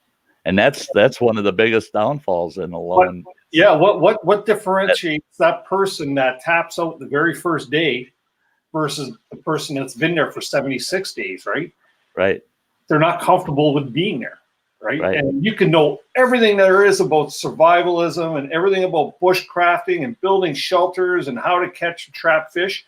But if you get out there and your heart's not into it, it's just not into it. It's not going to happen, right? It's a mindset, and it has to be something that you really, and I mean, they all say they want it, but it has to be something that you want. That's it. See, for me in the outdoors, it's I love the outdoors, period. I just love the outdoors, and I would love to just be there, stay there, never come out. I have that in me, but I also, and a lot of people go, oh, that's self-centered, but it's really not. I also love myself. I'm my own best friend. I'm my own best company. And so you throw me out there, and if I got to be alone for a month or two, it's not going to be a problem for me because I can reminisce without becoming so emotional about it. Yeah. Because I like myself too. I'll comfort myself to get past loneliness. I can comfort myself beyond it. But most people, you can't expect that of everybody. You just can't. They have attachments. They have emotional attachments to the outside world, outside of the outdoors. So, yeah, I see that in Alone a lot, where you can tell right away, oh, man, they're suffering bad. They're jonesing for snuggling up to the girlfriend or the wife or seeing their parents or seeing their family. And they're jonesing over it. They're struggling with it. They don't have that mentality that if it's meant to be, I'll be back with them when its time is due, and that's the way I am is I will or won't see you again. So, I look forward to seeing you again, but there's no guarantee. Hell, I could die tomorrow, so I won't see you after that. So yeah, it's tough. But when you feel that way, you love the experience. You start to just love the experience. It strengthens you, the whole experience. All of the nature around you, all of the outdoors, to me, it's strengthening. I'll shut up. Well, Dennis, you like this story. Well, you and Sty and everybody else. I really haven't told the story before. It was freaking what a way to go, Dennis! Like, Tuesday night, let's just. I get you to open up, don't I, Kevin? I don't know why. Maybe I don't know. I'm not sure, but it's really something that everybody out there, especially Bushcraft, would love to hear. When Alone started the first season, I got a call from the producer, a phone call, and said, "Okay, well, you got a good following on social media, so you should apply." During that time, I was going through my wife wanted to separate after 20 years, and I was like really not doing well with all that, right? So, and I had a daughter. Well, I still have a daughter, whatever. But and they said, okay, so we want you to apply for this. We want you to be on this show Alone. So I contacted some producers I knew in Toronto that I worked in film with, and they said, Kevin, no, this is the real deal. This is a big show. Like, this is the real deal. So you should answer to these people. I was like, oh, okay. So I said, what's the deal? Well, you go and you apply, and then you go through this base camp, and then whatever. And I said, okay, so what's the deal? Like, and remember, forget that we know Alone. In the beginning, it was like, we don't know what this is. And they said, yeah, the idea behind this is that you take your 10 items that you would take. I went, okay. And my answer, and she will laugh your ass off with this. I listened to it and I said, yeah, my 10 items would be whiskey, a chair, good food, comfort. And they're like, no, this is not what this show is about. I went, no, you just told me this is not going to be one of those typical, shows. You're asking me what my personal views would be.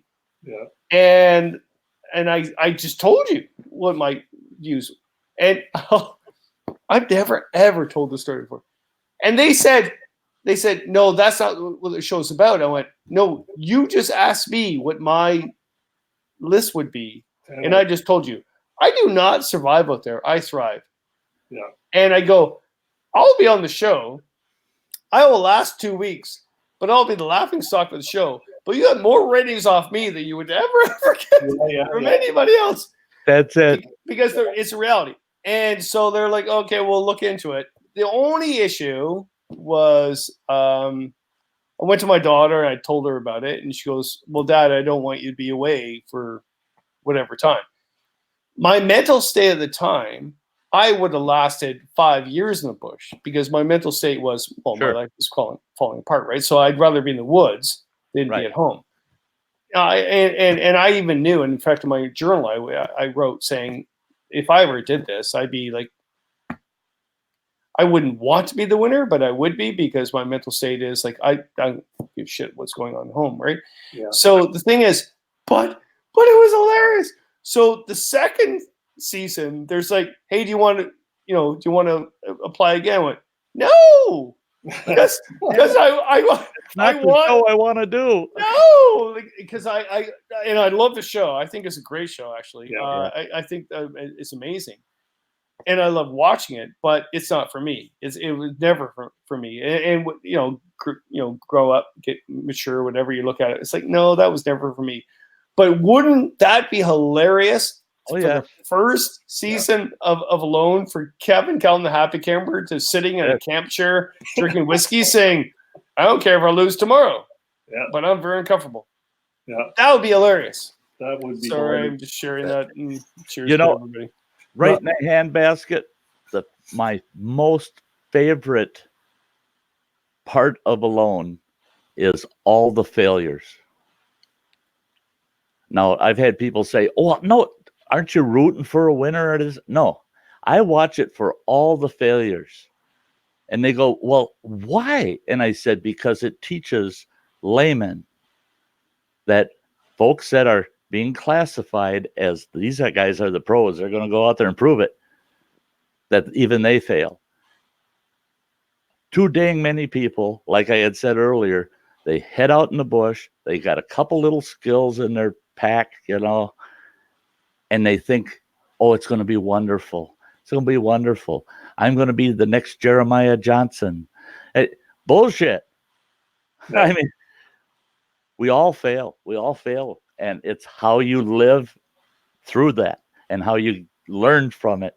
So when I watch Alone, I love the fails because I go, yes, that just taught a lot of people a lesson right there. And I don't think people realize they're learning those lessons by watching the fails in that show. But it's a little, it's there. It's there. They're learning. My wife, my daughters, my dad always said, you know what? You would do awesome on that show. You would do awesome on that show. And I said, you know what? I'm pretty confident I would do very well. I probably wouldn't win.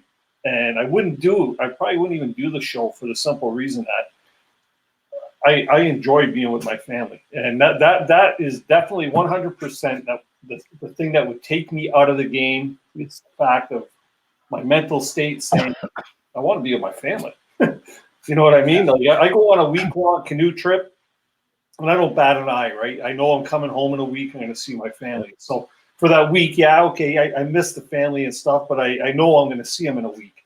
If it's a 2-week canoe trip, same thing, right?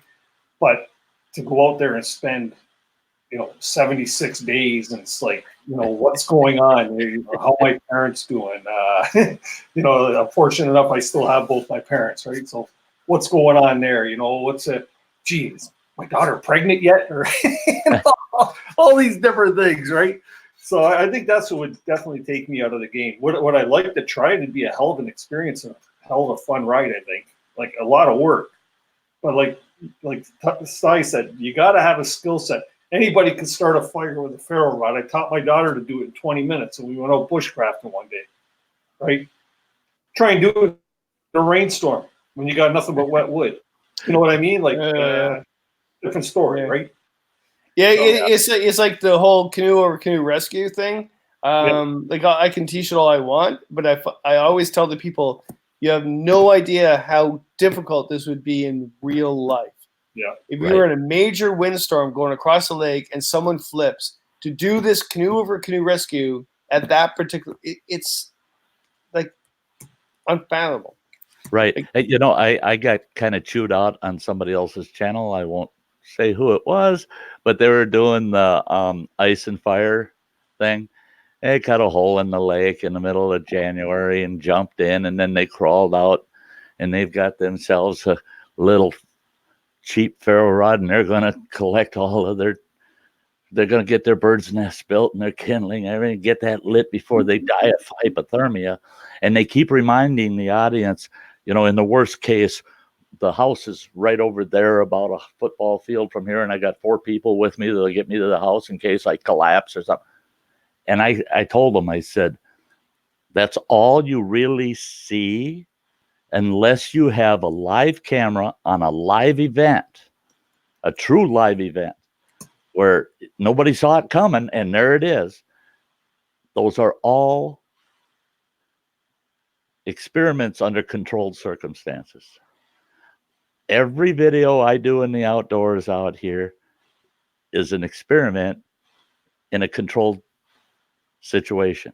I know where my truck's parked. I know how far I got to crawl if I break an ankle, because I just did that this summer. It's all planned. I'm ready for the worst, because that day I'm going to be there, and I might cut a finger. I might do that. But when you're in a real emergency type situation, like Kevin was saying, it's nothing. What you practice is nothing like real life. It is nothing like it. Anybody that convinces themselves, I'm ready for it, I know 100%, no problem, I know everything.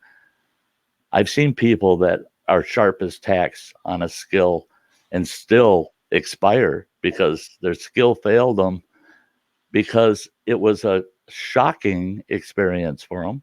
Their mindset didn't hold up, and they weren't able to carry out those skills under the circumstance, because it was not expected and it wasn't scripted. They weren't prepared at all technically in their heads. It wasn't a practice session anymore. It was life or death, and they lost it. And yeah, I think it's real important that people realize that the real thing is a lot tougher than practicing it. Yeah. The real thing is kind of cool though, like because I got to go actually, because I have a really class tomorrow. But the cool thing is I work with some amazing people, again, that does not get the camera, right? And I deal with students at risk in the bush, right? And I got to say, the guys I work with, oh my God, actually more girls than guys. When it's all said and done, they know what they're doing, and to watch them and even even look at Dee Whalen, the woman that went across Canada, like oh my God, like the real deal. Let's talk the real deal. This woman went and she called herself the 500 Days Across Canada, whatever, because she thought she'd go across Canada on the Trans-Canada Trail for 500 days. Well, no, it took her 5 years, not 500 days, because it was not easy. And she's not even done yet, but she just howled to Iqaluit and met all these people that, whatever. Holy shit. That's not a reality show. That's real life. This woman has she dropped everything in her life to go across Canada to connect with people, Aboriginal people, First Nation. The woman's amazing, or the person's amazing, and yet does she have a reality show ever? No. But does she care? No. I know this woman. She doesn't care anything about that. And I think that's really important. Why does she do it? To experience life. Exactly. I love that. That is it. Recognition of the experience, right? If you're doing it to experience life, and people would tell me, Sty, you're going up in this backcountry spot. You're nuts. You're nuts. You may not come out of there. I said, yeah, but boy, I'm going to do some living while I'm there. And that's always been my attitude. I get up in the morning, every minute I'm awake, it's life. I'm going to enjoy my life. I don't care where it is, but I prefer it to be in the outdoors. And I'm going to love every minute of life, you know, and I want to love as many minutes as I can. So that helps me to be not I have my skill sets, but psychologically I'm prepared because I want to see a few more minutes. Yeah. And when I messed my ankle up at my camp this summer and I had to crawl into camp from where I rolled my ankle, I'm crawling through the bush. And if anybody would have been within earshot and heard me talking to myself, you poor dumb old fool, you know better than to walk in the middle of the night through brush you can't see the fourth floor. And, yeah. and you know, you know, I don't, you know, I'm not one where something happens bad to me outdoors. The first thing that comes through my mind isn't help.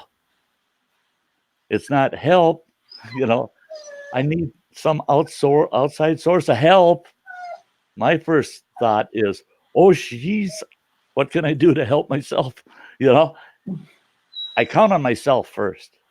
But others getting outside help, that's in last resort for me. Yeah. But yeah, and like I said, I understand most people it's just not their fiber, you know, to feel that way, to be that way. It's different. Yeah.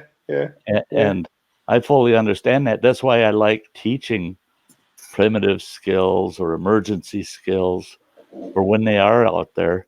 All my students that I ever had, they all walked away with me thinking, yep, at least if nothing else gets them, they should live as long as I have, even if they're out in the outdoors. I taught them enough that they can get through it as well as I have. You're not as old as Dennis. Like he's ancient. Oh, but I want to find out. I've been trying to hire his makeup team. It's all natural, man. Look at pink behind the ears. That's like I had one gal on one of my streams told me, she says, Sty, she says, you'd be pretty handsome if you got a facelift. I said, with all the loose skin that's hidden behind this beard, by the time they got done lifting it all up, I'd have hair again. Oh my Lord. That's just wrong. Yeah. Yeah. Yeah. Oh my God. All right, so Dennis and Sty, you're on your own. That's it. I'm going to bed. I'm taking Tylenol and because I can't move and I have to get up and I have to teach early morning. So actually, it's up to you two. I'm going to jump down with you though, Kevin. No, don't. Yes, because you guys have to solve the world's issues. Wrap up. Yeah. I just got my text from the wife. It's pizza and wing time, so we're gonna. What? No, you guys have to solve the world issues. I'm leaving, but it's your responsibility. Next week, we're gonna work on it again next Tuesday with us. So, really, Kevin, I will be in touch with you again regarding what I've been in touch with you about lately. Yeah, I got some dates for you for sure. Perfect. Okay. Do that. And Sty, I'd like to thank you for being on the panel all night. It's been a really good night. We've had some good people in here. Great people in the chat, of course. And once again, you guys make the live streams what they are, and I truly, truly appreciate it, fellas. I just want to say that next week we have Martin Pine. He will be the guest. We'll get into that. That man's out of control. I don't know why you have. He's out of control. You don't know what he's going to say. He's all like really. He's out of control. I would never have him on. Like really, you're opening up with him. So you're huge. So you're saying he's a lot like you. Yeah. Don't have him on because he's competition. No. Anyways, gentlemen, it's been a slice, and I just want to say, remember, keep the adventures alive, eh? Okay, Hey. you too. People. Good night, everybody. Everybody in Chatland, talk to you later. All Sweet right, dreams. bye. Thanks, Kevin. Okay.